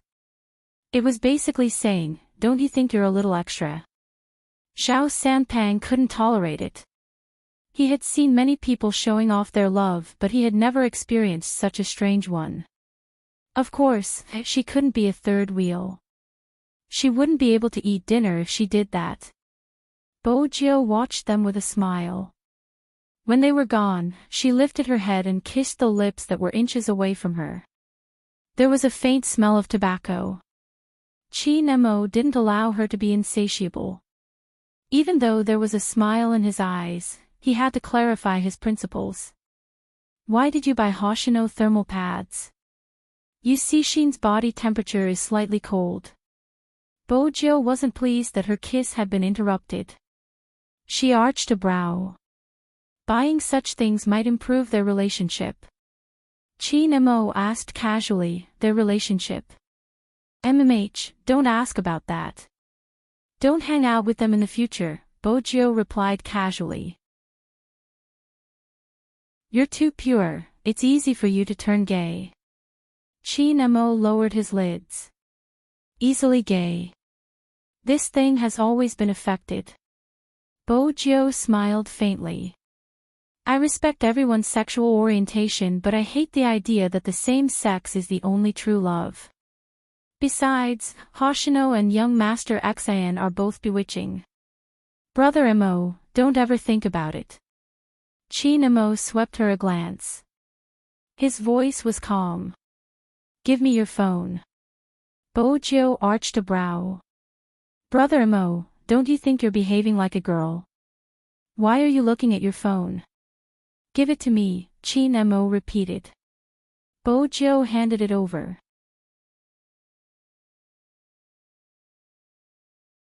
Chapter 1727. Chi Nemo only took 2 glances at it. He locked his gaze on one of the paragraphs. "Luo Luo, little Spade, do you know how interesting it was when we met your parents?" Spade Black asked, "How so?" "Luo Luo, Auntie and the others always felt that our captain liked Chi Nemo ever since he was young. He didn't pay so much attention to anyone other than Chi Nemo. Auntie was still wondering if we were pretending to be a couple in order to deal with our family. When she heard that Chi Nemo had sent a delivery, her expression changed.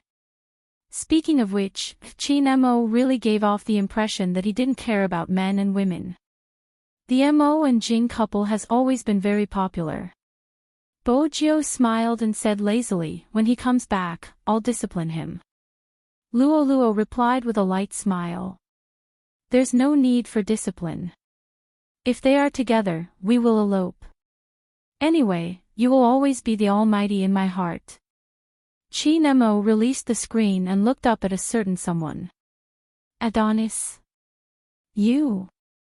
Bojo smiled. Her eyes were bright and her teeth white. "After all, I rely on my face to make a living." "Ha!"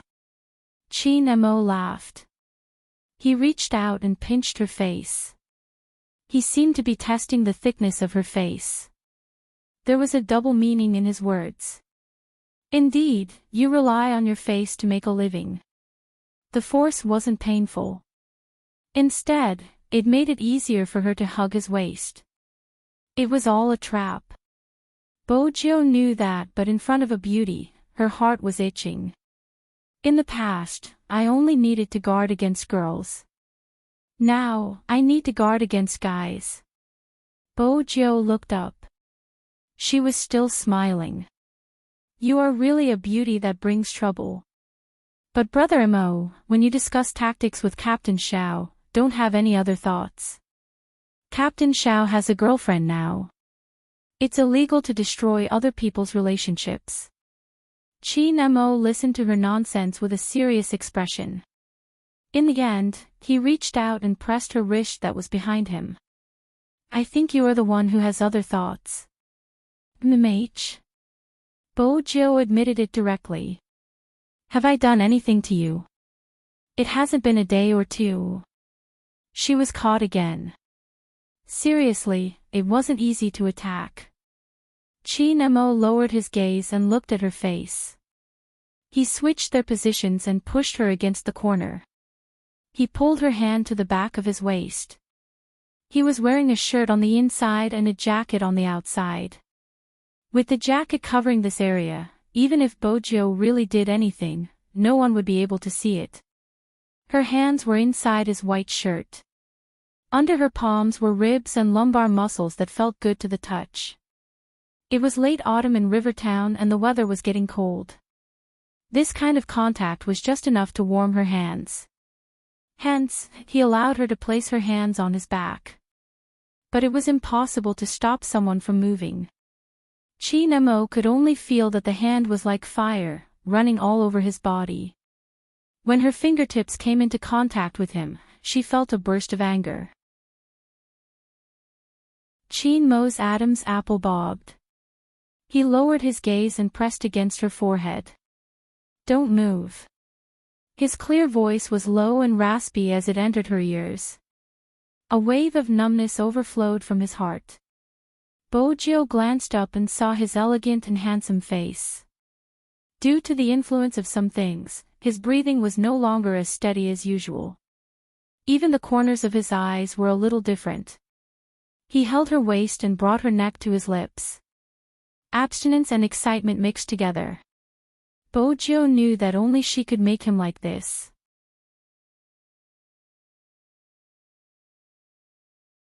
Chapter 17:28. She couldn't help but want to be close to him. However, he placed his head on her shoulder as though he was avoiding her on purpose. He was extremely reserved. Then, he pushed her away, his gaze still unstable. "Let's go."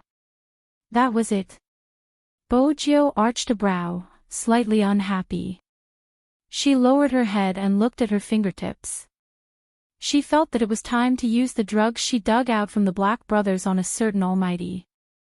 After all, they were going to Milan the day after tomorrow. Because they were going to face the National League. Hence, the training standards had to be high. Other than ensuring sufficient training, they had to rest well. They definitely didn't have time for a relationship. It wasn't easy for them to have a break today. No wonder Bojo had some thoughts. Anyway, they were going home. Bojo lifted her thin lips. Once they were home, there would be a chance for her to make a move. Qin Mo walked in front, the feeling around his waist still lingering. His deep gaze deepened and the corners of his lips lifted slightly. In the hall.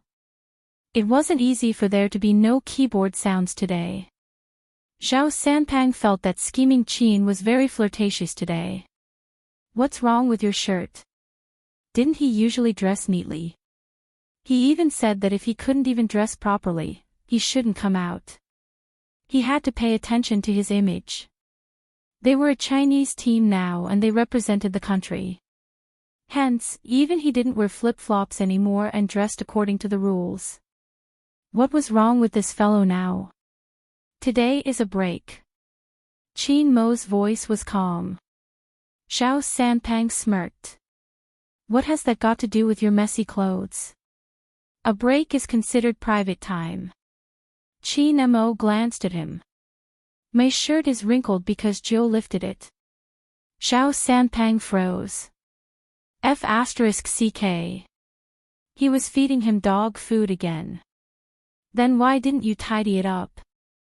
Qin Mo said slowly, "You don't have a girlfriend so you probably don't understand. It feels good when your girlfriend lifts your shirt. That's why you purposely didn't tidy it up. Have you ever seen a couple in love like the two of you?" The girl lifted the guy's shirt. Little Mo Bei was standing beside Zhao Sanpang, carrying her school bag. There wasn't any expression on her fair face. Almighty Fatty is always dealt a blow. Why do you still want to be abused by my master's wife? Zhao Sanpang thought. That's really hurtful. She caressed Mo Bei's head with her right hand.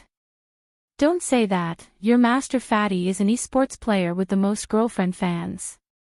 I have to pay attention to my image. Girlfriend fan. Little Mo Bay furrowed her brows slightly. The world is so strange. I thought everyone only looks at looks. Zhao Sanpang was about to vomit blood. Am I not handsome? Do you want to hear the truth? Little Mo Bay asked seriously. Zhao Sanpang paused. How was he supposed to answer this rhetorical question? On the other hand, Luo Luo laughed as she watched from the side. His gaze landed on the small figure before turning towards Bojo. It's a pity. MH. Bojo raised a brow. When Luo Luo smiled, her long hair hung down. She was indeed beautiful. It would be a pity for Bei if the Supreme Alliance disbanded. A little. Bojo chuckled. But she will come back one day. Luo Luo glanced sideways. Are you so sure? Does she not want to fight anymore? Chapter 1729. Luo Luo paused for a moment. You are thinking so far ahead. The competition isn't about one person. Bojo glanced up. You have been through that path. You should know that it doesn't feel good to be ostracized by your peers. Luo Luo looked at the person in front of her. Bojo raised her eyebrows. What is it? Nothing. Luo Luo reached out. You are too handsome. I want to pinch you. Bojo stuffed one hand into her pocket. Feel free to pinch me. Luo Luo did pinch her. Why did this person know so much? Usually, she wouldn't even say a word. This was probably gentleness. Luo Luo turned her gaze back to the small figure not far away. That child's black hair was a little longer. It hit his eyelids and he was secretly mocking Master Fatty. Occasionally, he would free his hands to help them wipe the keyboard and carry water to drink. He never said he was tired. The bitter gourd juice they drank was made by Little Bei. Basically, during holidays, Bojo would let Little Bei stay in the base. Other than the people in the team, no one else knew. That was because Bojo paid for Bei's meals. It was the same for the plane tickets to Milan. Actually, every team in every country would have a reserve of newbies. They would bring them over to experience it during this international competition. Although the Supreme Alliance had disbanded. But Bojo was his master. Her protective nature wouldn't change. How could her disciple not have what other people had? Also, during this period of time, everyone knew that Bojo had been training Bei in other positions. Other than being an assassin, she was playing in all aspects. You are looking forward to Bei's return, right? Luo Luo laughed softly. She pinched that handsome face again. If not, there is no need to groom her like this. Bojo leaned against the wall lazily without saying a word. Before she could say anything, she was pulled over. It was Qin Mo. Luoluo's hand landed on empty air. Qin Mo pressed the person in his arms. His eyelids were half raised. He looked nonchalant, but when his gaze landed on Luo Luo, it was slightly cold. If you want to pinch a face, look for your Captain Xiao. Luo Luo glanced sideways and looked at the other person who walked over. Captain Zhao's face wasn't something that people wanted to pinch. Qin Mo had already brought her away. Luo Luo wanted to complain to Xiao Jing. Qin Mo is so petty, I can't even pinch little Spade's face. Unexpectedly, Xiao Jing glanced at her and said slowly, do you think you're too close to Z? Luo Luo was stunned. Could it be that even he, Xiao Jing, was wearing a white coat and had an otherworldly aura? If you want to pinch my face in the future, pinch me. Luo Luo, after leaving the base and getting into the car, Qin Mo behaved differently. After holding someone's chin for a long time, his fingertips gently rubbed the place where Luo Luo had pinched. In the end, he frowned slightly. What happened between you and Luoluo? Bojo chuckled. Don't you know that she's my goddess? Honestly, Brother Imo, if I was a guy, you guys wouldn't be involved. Ha! Chin Imo chuckled. He suddenly leaned forward and bit her ear. Do you still want to be a man?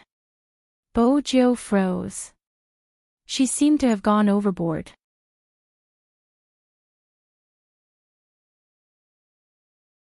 Chapter 1730. When Bojo heard that voice, she wanted to hug him. But recently, a certain someone liked to play hard to get with her too much. For example, now. After saying that, he sat up straight and even tidied his sleeves. He looked as though he didn't want her to get close to him. But he was abstinent and noble. Bojo's heart itched.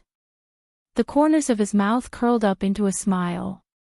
No matter what, she had to sleep with him today. The place they were staying in was Chin Mo's loft apartment. There was no need to get 2 more rooms. Husband and wife should maintain a relative sense of distance. It wasn't suitable to put this matter on Chin Mo. When he was young, he was used to raising a certain little Bojo. It was even more so now. This kind of idiot who liked to flirt was the most suitable to be kept by his side. At this moment, Bojo was deep in thought about how to use the drug on Chin Mo naturally. Even when Princess came to provoke her, she didn't care. Princess's big face was a little confused. He stretched out his claws to provoke her again. Bojo broke into a smile and took out 2 wine glasses. Then she picked up a bottle of red wine. The entire process was always done with a handsome look. Although Bojo's cooking skills weren't good. But she, who had infiltrated all the big nightclubs, was a professional at drinking. Of course, Chin Mo saw her actions. His gaze was a little indifferent, but his eyes deepened. He didn't show anything. Instead, he turned his head and continued to deal with his steak. Bojo naturally reached out and hugged Chin Mo from behind. I can help you cut the vegetables. Forget it. Chin Mo glanced sideways. Help me get the onions from the fridge. Bojo had something to do. She diverted her attention slightly. Her intentions couldn't be too obvious. When the 2 of them were in the kitchen. Basically, it was like this. Chin Mo cooked. Bojo would help him by the side. Until a long time later. A little boy asked, Mommy, you don't know how to cook. Why are you always in the kitchen? This is called excessive waste of public resources. Bojo's voice was evil. What do you mean excessive waste of public resources? That's because you haven't learned the term feast for the eyes. I'm standing here, of course, to admire your daddy's beauty. Hence, the little boy flipped through the dictionary that day. He felt that his mommy had some misunderstanding about the term feast for the eyes. It was terrifying to use this word to describe his father. Of course, this was a story for another time. The little man hadn't come out yet. There is only 1 cat here. It wouldn't affect Bojo's naughty mood. Once the steak was in the pot and the aroma of the steak sizzled, she took the opportunity to pass one of the wine glasses to Chin Mo. It was the same when they were on 5th Avenue. Before eating the steak, he would drink a little wine. Cooking in such a leisurely evening would make people feel more relaxed. That was why she handed him the wine. Of course, Chin Mo wouldn't reject her. He gently swirled the wine glass, smiled, and took a sip. The corners of Bojo's lips lifted when she saw him drinking. Sure enough, if he wanted to trick him, he would have to do it in his daily life. Watch the fire, I'll go get the broccoli. Bojo didn't care about where he was going and replied, all right. They only needed to wait for half an hour. After half an hour, the drug would take effect, and he would gradually lose the strength to resist. At that time, she could do whatever she wanted.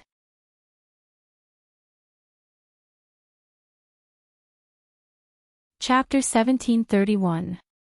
On the second floor, Chin-mo stood by the bed, looking at the pill in his palm. His eyebrows twitched as he placed it in his mouth, his lips curving into a smile. Bo-jo couldn't see this. As a kitchen killer, she wouldn't let her guard down when it came to watching the fire. After Chin-mo came back, she asked, "Is it burnt?" "No." When Chin-mo was cooking the steak, his posture was very standard. The marinating process was also very handsome. The steak was very fragrant after it came out. Even though she had other plans, it didn't affect her desire to eat steak. Since she was a carnivore, the moment the steak came out, Chin-mo cut a piece and fed it to her. Bo-jo had always been a fast eater. Previously, under Chin-mo's control, he could eat slowly with the foundation of admiring the beauty. Today, he would occasionally raise his eyes to look at the time, and his movements were much faster.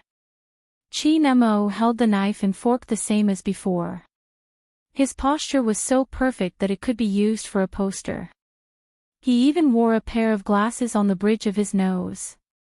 He didn't wear glasses very often, unless it was to match his clothes.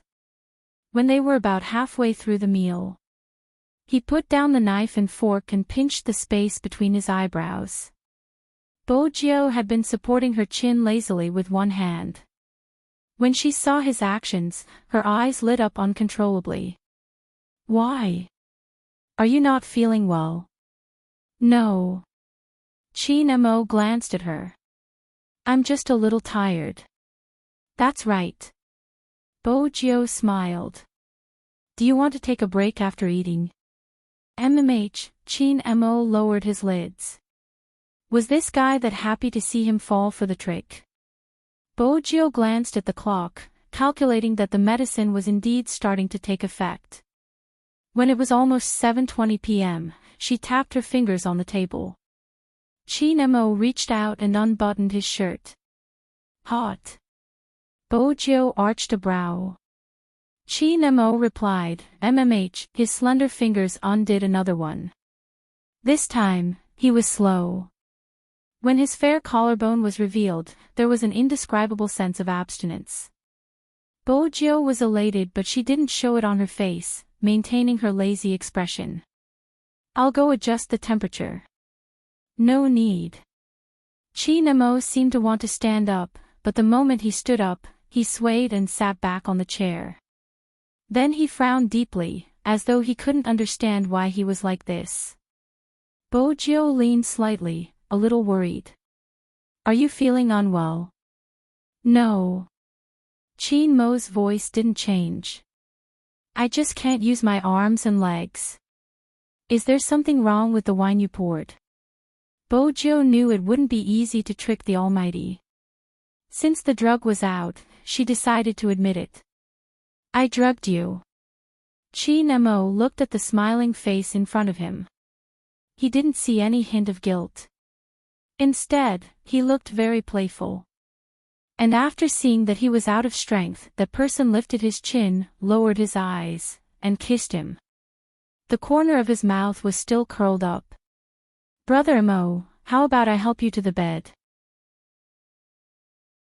"Grandfather Butler told you to be more reserved since you were young. Have you forgotten, Mrs. Chin?" Chin-mo asked casually. Bo-jo sat on the dining table and leaned down to kiss his fingers.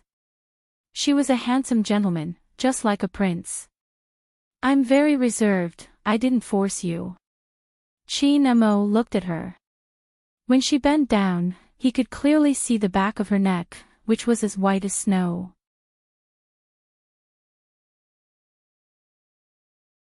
Chapter 1732. Chin-mo did the same.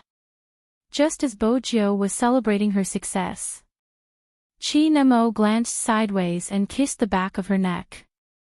Bo-jo shuddered. She lost the strength in her hands that were peeling off his shirt. This wasn't right. Just as she was about to lift her head, Chin-mo grabbed her right hand. In the blink of an eye, their fingers interlocked. He had already stood up and pushed her against the dining table. His deep and magnetic voice traveled over. "Are you happy?" Bojo was smart. Of course, as she realized something. She glanced sideways at his wine glass. Chin-mo's breath landed on the back of her ears. "The drug will take effect in half an hour. The symptoms are fever and weakness. You can do whatever you want. Doesn't that sound familiar?" Bojo didn't want to lose. She smiled faintly. Black brothers are really unreliable. When did Brother Mo find out? Chin-mo's fingers had already reached into her shirt. He smiled. "What do you think?" He had found out from the start. "Really?" Bojo felt a little regretful. Chin-mo watched her depressed expression. He moved closer. "I've been waiting for you to use this drug." Bojo thought about walking into a trap. "Did you drink the antidote beforehand?" "So smart." Chin-mo arched a brow. His mind wasn't on this anymore. His fingertips touched her softness. His breath started to waver. The corners of Bojo's beautiful eyes turned red. She couldn't ignore the numbness that rose up. She looked at the person standing in front of her. She didn't even need to talk about doing whatever she wanted, she was basically being controlled by the other party. Chin-mo noticed her trembling. His gaze deepened. He bent down and untied her collar. Then, he kissed her lightly. He didn't give her a chance to escape. He stood in front of her, blocking her escape route. Needless to say, he held her right hand the entire time. Bojo's entire body was burning. The numbness spread from her fingertips and spread everywhere. The temperature in the room continued to rise. Bojo heard his voice beside her ear. There was a hint of laughter in his voice. "Do you want me very much?" To Bojo, Chin-mo was like a demon who had been cultivating for many years. It was even worse now. Bojo's shirt was pulled up, revealing her waist. The curve was beautiful and seductive, carrying the innocence of a youngster. She smiled like a demoness. "Why else would I drug you?" Chin-mo's gaze deepened as he placed his left hand on her waist. His fingertips seemed to be electrified. "That sounds logical." Bojo's waist softened and even her breathing became hot. They had been together for so long. He knew her body better than she did. It was as if the pair of hands were enchanted. There was numbness everywhere. Bojo's thoughts seemed to be floating in midair. They could only let him take the lead. He wouldn't give her a chance to think it through. His thin lips landed on her shoulder. Every action was so forceful that she couldn't resist it. She heard the sound of the belt being unbuckled, and it was mixed with his shallow voice, making her ears feel a little hot. Bojo's breathing was in a mess. She placed a hand on his shoulder. "Don't, go to the bed."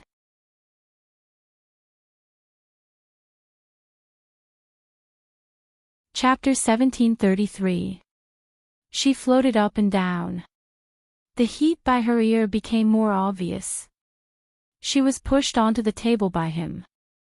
Even her fingertips had no strength left. Until her voice broke.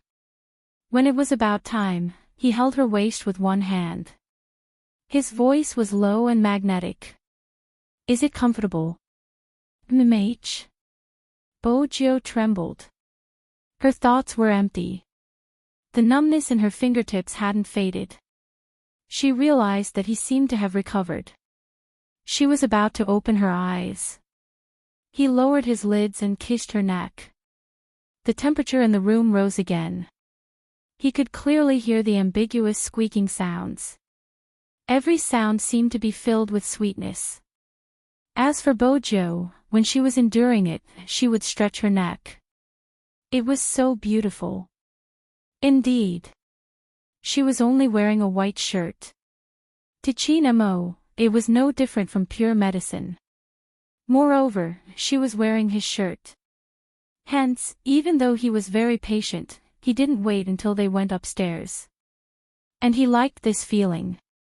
It felt as though he was her only support. It made Chin Mo unable to stop. Bojio's entire body was soft. She didn't know how many times he had coaxed her. The night was still long. The next day, Bojio woke up in the car. In the long Lincoln, he let her sleep in his arms. She didn't need to think to know that he was the one who helped her wear the clothes. When Bojio looked up, she saw that handsome and abstinent face. The curve of his chin was very clear. It wasn't as desolate as yesterday. It was still very seductive. Facing such a face, Bojio endured the pain in her waist. She decided to take advantage of him when there was a chance. Her hand slipped into his shirt. Chin Mo glanced down. Doing bad things the moment you wake up. That's really your style. If Brother Mo could cooperate with me and not move, it would be better, Bojio said wickedly. Chin Mo lifted his lips. He leaned towards her ear and said in a voice that could only be heard by the two of them, "Who was the one who asked me to move faster and harder yesterday?" "MH." Bojio didn't say anything. Her face was flushed. Chin Mo lowered his voice. "Don't worry. When we reach the place, I'll let you touch all you want."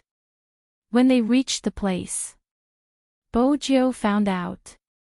The place he was talking about was a hot spring resort.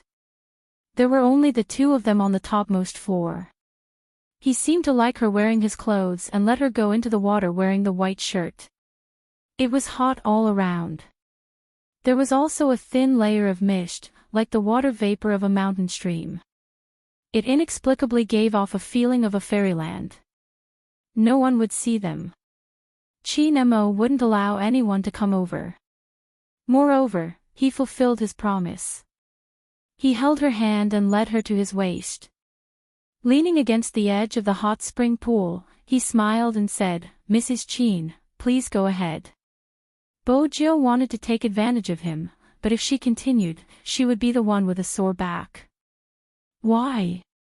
Chin Mo pulled her back. "Are you going to abandon me?"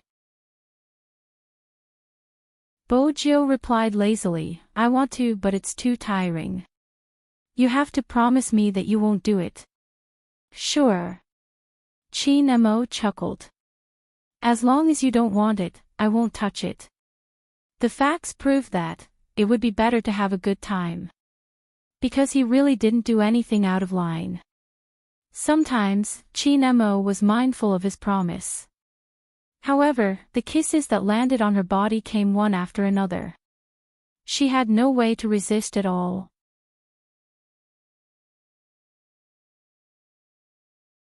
Chapter 1734. In the end, she didn't know who had taken advantage of who. Bojio had touched enough of Chin Mo. But she was the one who had been eaten. It was just that she couldn't forget anything. After that, she could hear him panting beside her ear. His handsome face was different from usual. His lips were red, and his eyes were deep and beautiful. Bojio never got tired of looking at him. Chin Mo always knew how to take care of someone. He fished her out of the water. He took a sleeping robe and wrapped her up. She sat in front of the floor-to-ceiling window and looked at the lights outside. Actually, it wasn't that intense. Compared to the first day. Today, Chin Mo had restrained himself. Hence, Bojio only felt comfortable. It was even more comfortable to lean against him. After hearing his words, she moved. She didn't understand. "What are you doing with your hand?" "I'm not touching you anymore." Chin Mo raised his eyebrows. "I'm not asking you to touch me. Keep your perverted thoughts to yourself." Bojio yawned lazily and leaned against him shamelessly. She pressed her thin lips against his neck. Brother Mo, you don't understand. To create a beautiful marriage, one of us has to take the initiative.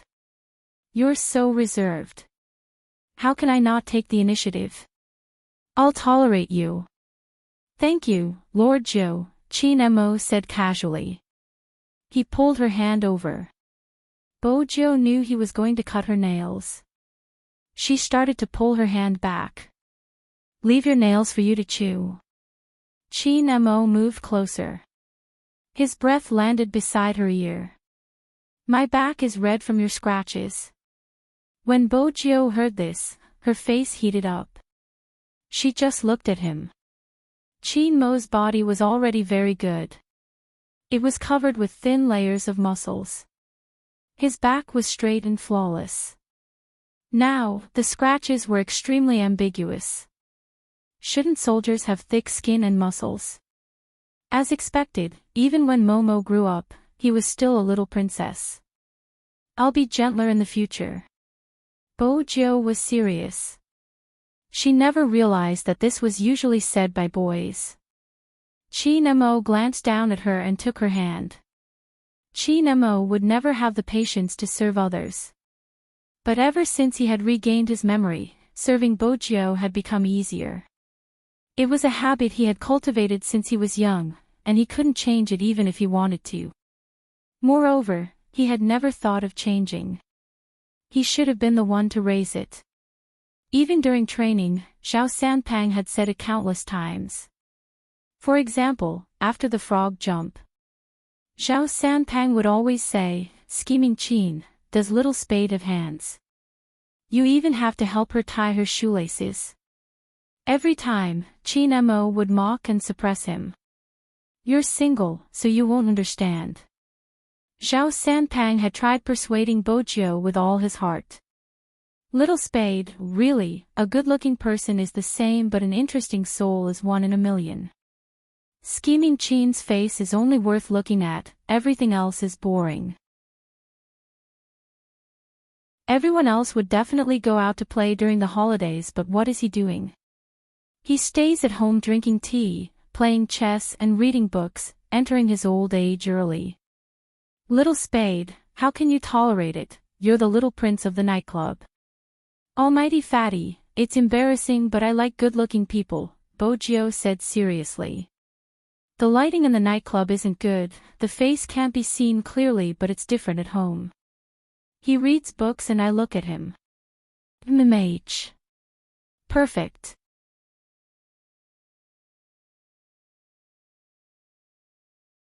Chapter 1735. Other people probably didn't know. Chin Mo was very good at taking care of people. But other people were still other people. There were very few people like Bojo who were willing to be controlled by him. Chin Mo wasn't without flaws. He was very possessive. He even blacklisted Luo from her phone. Anyway, everyone would complain about this behavior. Bojo always had one sentence. It's a small matter.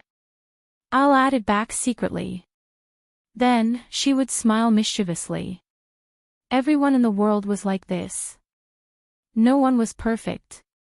For example, Bojo was like the wind. At this moment, she could lie lazily in your arms. In the next moment, she could drive a Lamborghini and do something. She had many friends, both of the opposite sex and the same sex. Most of the time, she would train and play. Indeed, she liked to eat, drink and play. And Chin Mo was the only person who could catch the wind. She couldn't change her love for the dark. He wouldn't let her change either. But she was clear about one thing. She was his. Up until now, Bojo had a clear understanding of this point. When she met someone good-looking, she would just look. After all, she realized that no one could be compared to the person beside her. Bojo thought about this and opened her eyes to enjoy the benefits of marriage. Chin Mo glanced sideways. He thought that he had cut the flesh under her nails. His posture moved and his brows were slightly furrowed. princess watched from the side. The cat's face was really round. Although Master tried to bring him everywhere he went. But he didn't feel loved at all. Master was so casual when he cut his nails. And look at him now. He was so careful as if he was treating a porcelain doll. And this was his daily life. Sometimes, Princess almost suspected that this person did it on purpose. It was the same when she got off the bed. Master had to remind her to wear slippers. Bojo had nothing to say about this. In terms of life skills, she hadn't improved much. Occasionally, when she wanted to enter the kitchen to make breakfast, that person had to stand behind her and teach her every step of the way. Hence, Bojo didn't just know how to cook noodles. It wasn't a problem to make scrambled eggs with tomatoes. Chinemo was probably like this. He might ask if she wanted to destroy the kitchen, but the next second, he would come over and teach her. Just like when they were young, he held her hand and taught her to write his name stroke by stroke. Are you stupid? Momo, I'm really not good at this kind of manual work. Since when is writing considered manual work? It counts for me. It's the most difficult kind. Sit properly. You're still writing. What else do you want to do? Play with William. Back then, she had been smart. She had hugged his face and kissed him. No, I just don't want to write. He originally thought that she would be able to conquer him, but when he thought about it, he realized that Momo was just too pure at that time. He took a deep breath and said, "Don't sleep at my place today." No, not only today, don't come tomorrow either. Why? Bojo didn't understand. She had already expressed herself honestly. Chinemo couldn't understand how someone could act shamelessly and take advantage of him at such a young age. How many times did he have to remind her that she was a girl? She laid limply on his shoulder. She admitted her mistake rather sincerely. I promise to control myself next time, but Momo is too beautiful. I'm not sure if I can control myself. Chapter 1736. From a certain point of view. Bojo really hadn't changed since she was young. As for Chinemo, he wasn't used to it when he was young. His etiquette told him that there was a difference between men and women and he had to maintain an appropriate distance. But later on, he realized that when she didn't look for him or hug him, he felt terrible. Terrible. He didn't want to keep a distance from her. Nan, there was only one solution. If he raised her, there wouldn't be any difference between men and women. That meant Chinmo's scheming hadn't changed. Otherwise, William wouldn't have felt a chill down his spine when he saw him and his legs would go weak. It was a childhood nightmare. But these couldn't compare to his gentleness. Those who knew Chinmo said. It was really hard to imagine that one day, he would patiently cut another person's nails and tidy up her cuffs. This was beyond their understanding. Even if they were dating, it shouldn't be like this. Only old Master and had a smile on his lips and didn't say anything. At that time, he thought, that's because you haven't seen them when they were young. He would always tease his grandson. You are helping the Bo family raise the child. Now, it seemed like raising the child was raising the wife. Whenever the two of them ate, his grandson would personally feed them under his supervision. Even children would have a toothache. He didn't know how much effort his grandson had put in to get her to stop eating candy and let her bite on peppermint leaves. Old Master wanted to laugh whenever he thought about that time. Similarly, there would be the time when they separated. His best friend despite the difference in age. It was really a pity. Old Master seemed to sigh. At the business cocktail party, someone didn't understand. What is Chairman worried about? Is it about your grandson? I have a good one here. Forget it, yours is good.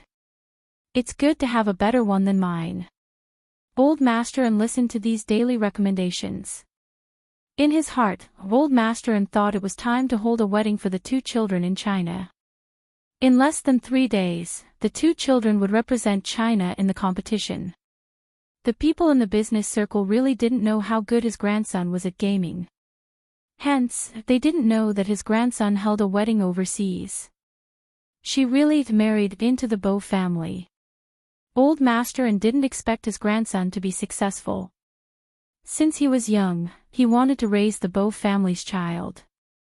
He definitely didn't want to care about it anymore. But these people didn't know about his grandson's marriage. Grandpa smiled. After thinking about what to say, he was about to speak. An evil laugh rang out from the other side. It was low and pleasant to the ears. I say, everyone, it seems like you guys aren't very well informed. That smile was so familiar that Grandpa almost thought that there was something wrong with his hearing. He, who had always been a businessman, paused for a moment and slowly looked behind him. She saw a man leaning against the piano. This time, he was not wearing a windbreaker, but a pure black suit, tall and straight. It was as if time had not left any traces on his body. His face was still chiseled and handsome, giving off a lazy feeling. However, because his lips were too thin and his skin was too white, people would always associate him with the word demon. He had the temperament of a vampire nobleman. As he walked over, he attracted everyone's attention. Who is this? Someone asked.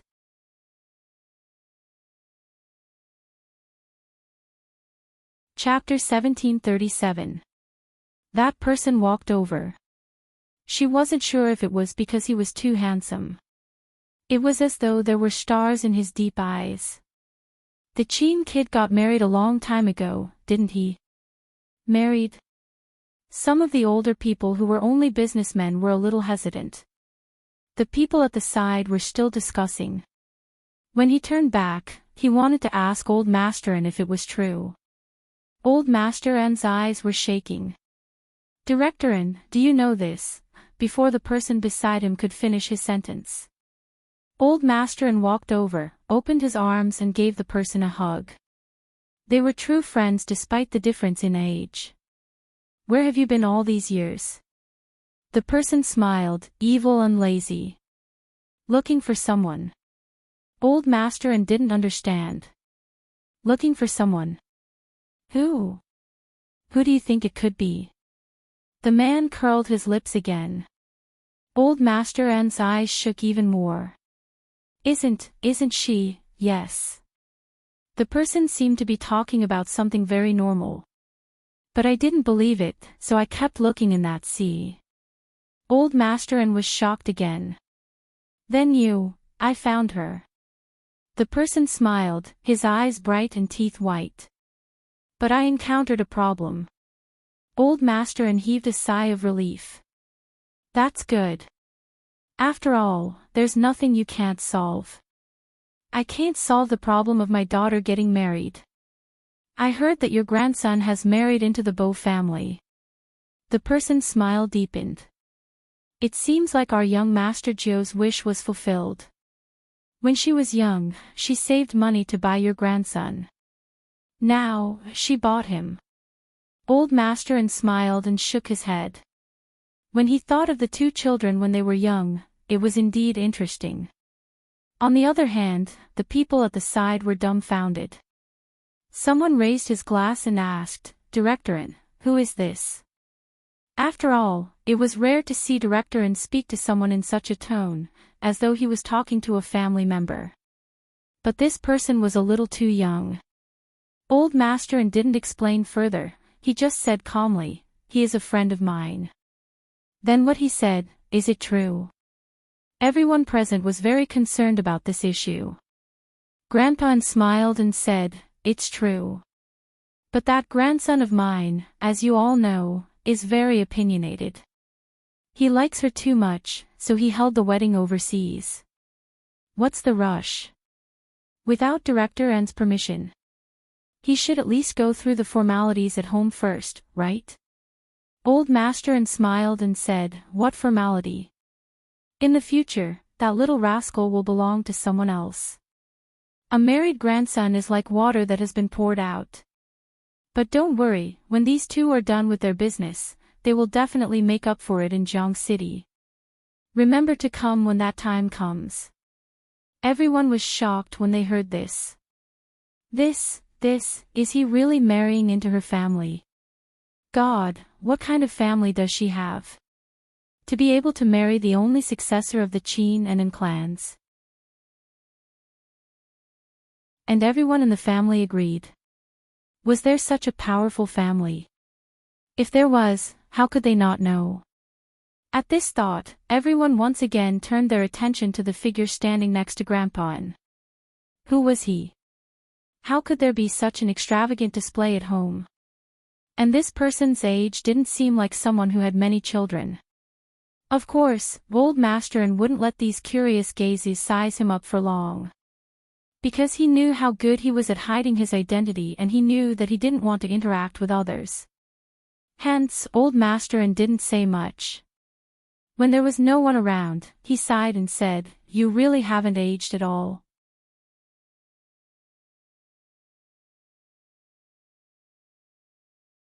Chapter 1738. No one would notice that there was a slight redness in his eyes. He really looked like a demon from a comic. How could a demon grow old? He smiled again, as lazy as before. "All right, I'll let you know that I'm still here." "What do you mean?" The intelligent Old Master frowned. "Are you not going to see Joe?" Mr. Bo stood there as though he had merged with the darkness. "I've already seen her. Our Lord Joe is indeed very beautiful in her wedding dress." "You attended their wedding overseas?" Old Master suddenly lifted his head. "They didn't recognize you." Mr. Bo corrected him. "To be precise, I hosted their wedding." "Ha, these two people have good taste. They chose the church that I slept in." "The church that you slept in?" Old Master paused. He recalled the first time he met this person. He continued, "I have a question that I always wanted to ask. What method did you use to heal the wound that I knocked into you?" Mr. Bo laughed lightly. "Olden, isn't it too late for you to ask this question now?" Old Master wanted to say something. Just then, he heard a cell phone ring. Mr. Bo pressed the answer button. His voice changed slightly. There was a hint of softness in his magnetism. "Me? I think I'm lost. Yeah, I don't know where I am. Are you coming to pick me up?" "All right, I'll wait for you here. Don't drive too fast. It's a little cold, right? You remember some things. Let me hear what you remember." Grandpa knew all too well what kind of situation his old friend would be in when he would act like a man living off a woman. It was clear at a glance who was calling. After Grandpa hung up the phone, he turned to look at him and said with a smile, "I'll take her to watch their competition. Speaking of which, I've only recently had time to watch their competition. When they win, I'll give them something else." After leaving this sentence, just like that, the slender figure disappeared into the boundless night. It was always so elegant that it was unbelievable. However, Old Master didn't stop him. After all, this sentence was enough. He also knew that this person would stand by the roadside and act pitiful after leaving this place. Hence, he didn't stop him. As expected, Mr. Bo was indeed very familiar with living off a woman. He strolled to the side of the road. Although his temperament was still evil, his suit jacket was unbuttoned, and he looked a little confused. He just stood there, glancing at the bats under the streetlight from the corner of his eyes. If there were other people around, they would definitely see that the bats seemed to tremble a few times before leaving. What's more, there shouldn't be bats so close to people in the city center. It wasn't the right season either. Everyone knew that bats like dark and damp places. Why would he be here? Everything in front of him didn't seem real. Following the bat's departure, the surrounding black mist also dissipated quite a bit. Mr. Bow stood under the streetlight.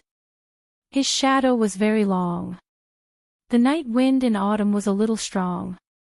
His black hair was a little messy, but even so, it did not affect his handsomeness. Instead, it made him look a little pitiful.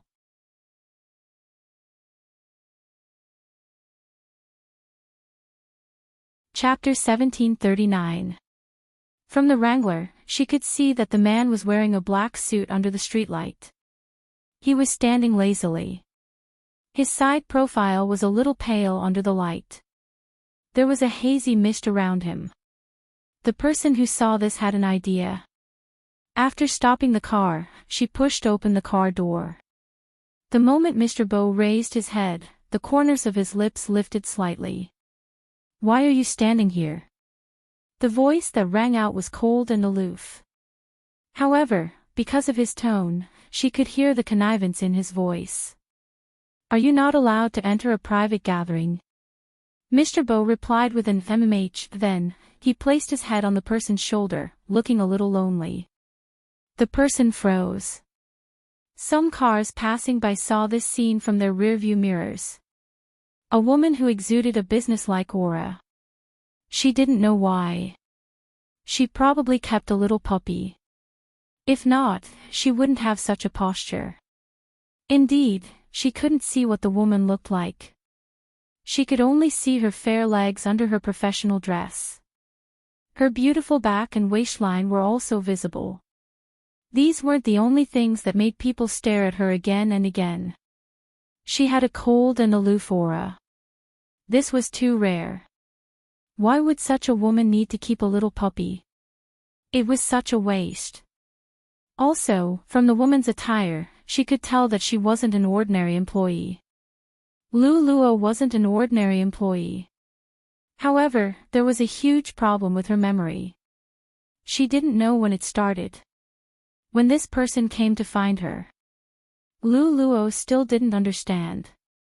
He said that his name was Bo-een and that he had a deep connection with her.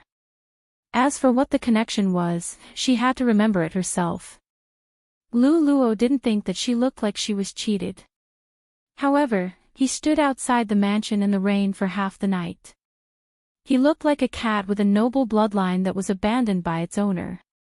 When she pulled the door open, his lips were still curved. "Do you remember?" She replied, "No." The next day, when she went out again, the trees planted outside the door were all broken. He refused to enter the mansion. He leaned against the wall.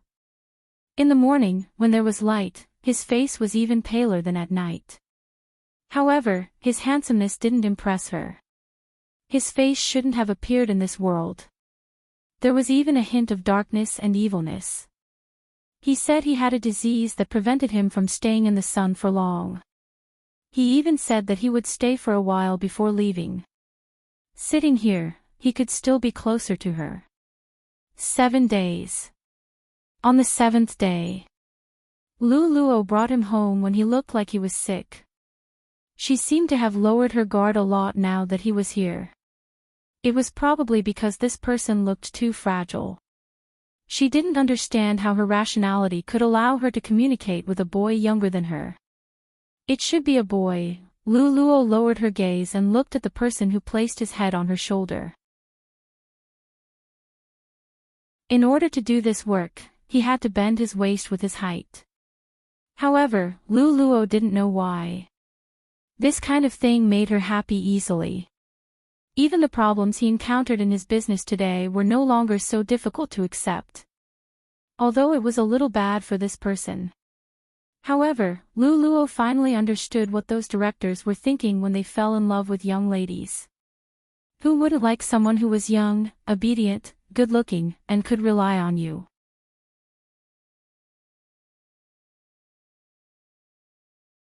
Chapter 1740. In the novel. These words were said by the male CEO to the female protagonist. It was weird. It wasn't weird for Luo to say it. It was probably because her aura made her look like a successful businessman.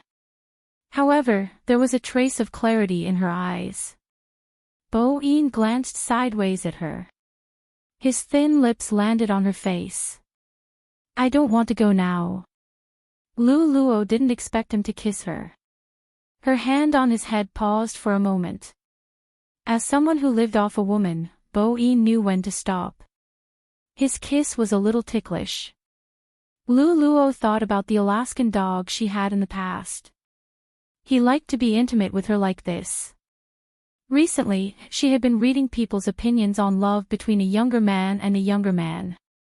Very few endings were good. However, with their current situation, they probably couldn't even be considered a love between a younger man and a younger man.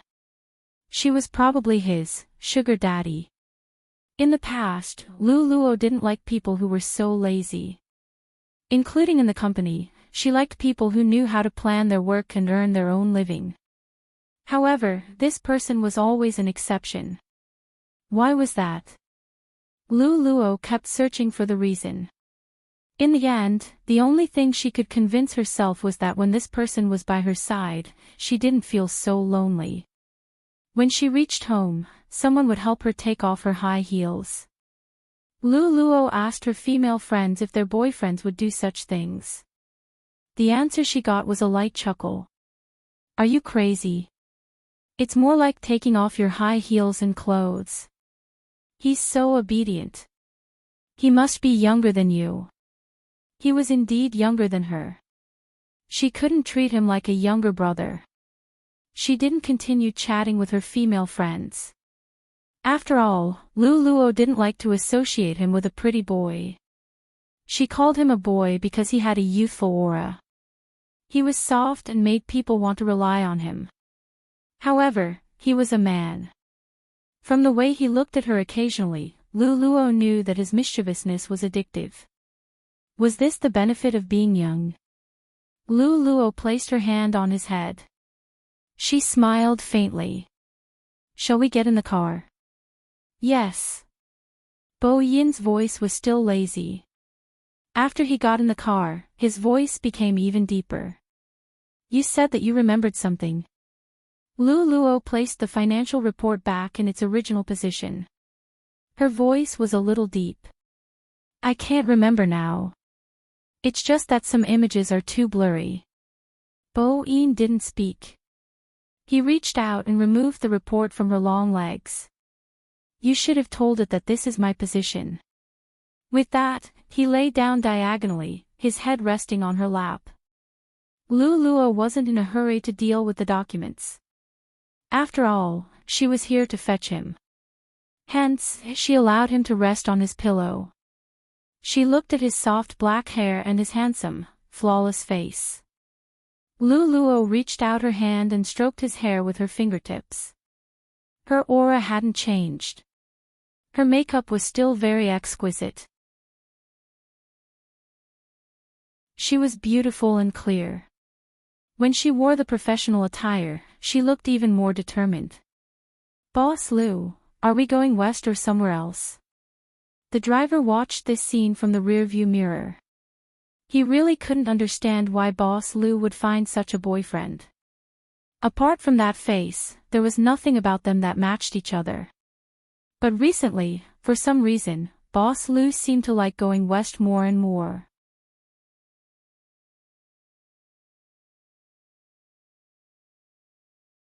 Chapter 1741. Lu Luo liked to go to the west because he was staying there now. When she picked him up, he was staying there too. However, it was obvious that this person was quieter than before today. Lu Luo lowered her eyes. He seemed to be the same in the past. Suddenly, he was quieter. Are you unhappy because I didn't remember? Lu Luo asked the person lying on her lap. That person suddenly laughed and held her hand. His voice was magnetic and pleasant to the ears. No, as long as you can remember to bring me home every day, it's enough. The people in the dramas want their other half to regain their memories. Lu Luo looked at him. She didn't seem to believe that she knew him in the past. Bo-in could tell. He smiled. That's fine. If you recover, I'll bring you to meet someone. If you don't recover, we'll start dating again. Lu Luo smiled. His words always made her feel comfortable. Was this the reason why those people who were raising other people outside the office? Today's work report was supposed to be done in the office. However, when she remembered that he was going to attend a business gathering, she brought the report with her. All her female friends knew about his existence. Someone asked her what he did for a living. Lu Luo was stumped by this question. After all, this person rarely went out during the day. He always came out at night. Does he work in a bar? Or is he a student? He doesn't need to wake up early. Someone guessed and told her that this kind of guy wouldn't really want to date someone like them. Lu Luo knew that this had nothing to do with confidence. For someone as old as him, he liked sweet and beautiful girls who admired him. However, Lu Luo's philosophy was simple. With him by her side, she felt very relaxed. She knew what the boundaries were. Now, it was a problem whether she should ask about his job or not. After all, when she saw other people raising other people, she would help them. This person would never ask for anything from her. The most he would do was call her and ask, "Can you come back earlier today?" This always made Lu Luo feel that he really missed her. He was like a husband waiting for his wife. Lu Luo didn't want to appear too materialistic, even though she was a materialistic person. But she should give something back to him. You. Lu Luo paused for a moment. Are you working? Bo-in looked at her and replied, Lu Luo didn't hide anything. What is it? Do you need my help? Voice C. Bo-in moved closer. The only thing you need to do is take good care of me. Don't always leave me alone at home. Reply to my messages as soon as possible and don't hang up on me during meetings. Lu Luo's fingers froze when she heard this. Maybe another day. She would ask her female friends another day. Why was the one she raised different from the ones that the bosses raised outside? However, it made sense. This person was very smart and always knew how to make her happy. It was never materialized. He had always been different from her. Even if he really wanted something, his rank wouldn't be that low. The person she had picked up. To a certain extent, he understood them quite well. I asked too directly. Lu Luo smiled softly and pinched his face. Her suit made her neck look very long. Will I hurt you?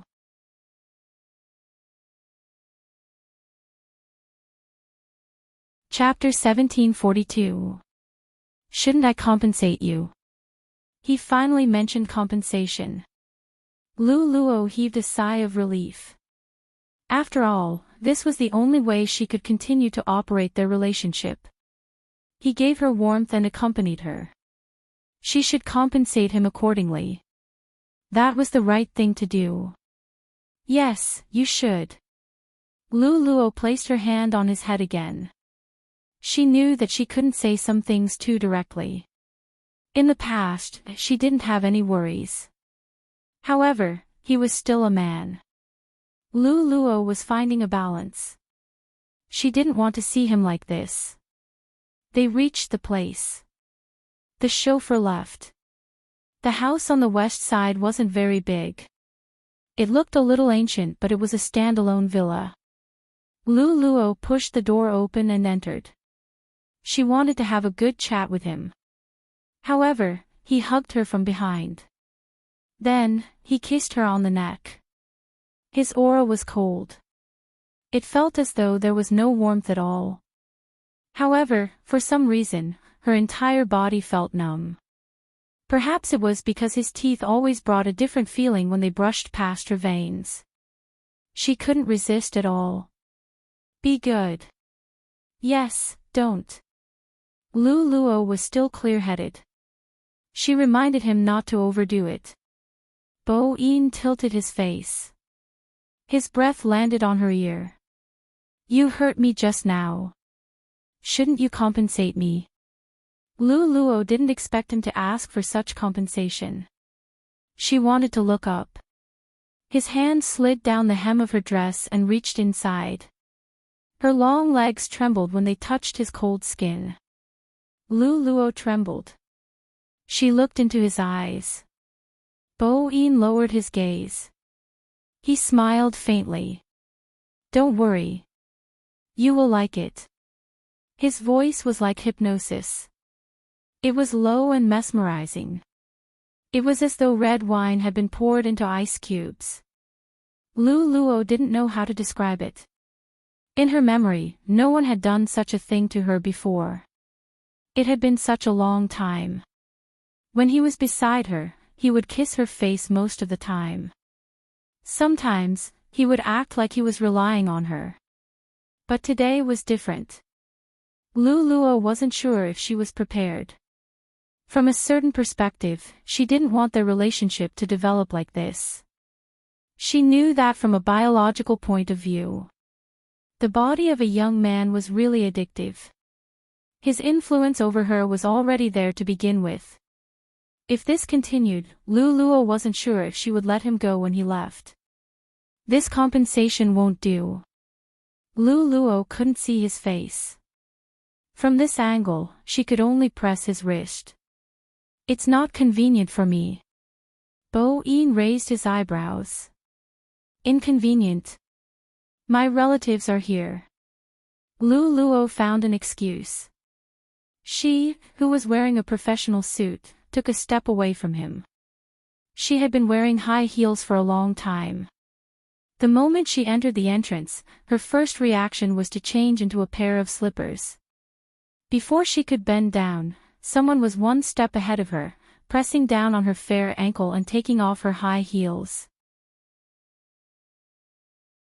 He landed on one knee, which made her subconsciously place a hand on his shoulder.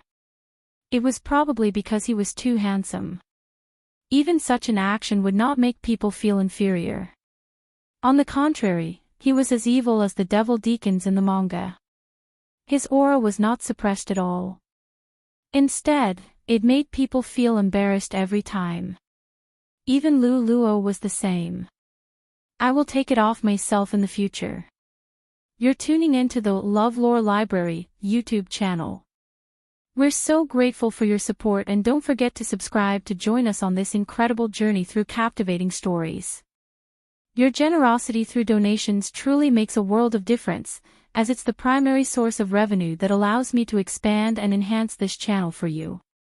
Thank you from the bottom of my heart for being a part of this adventure.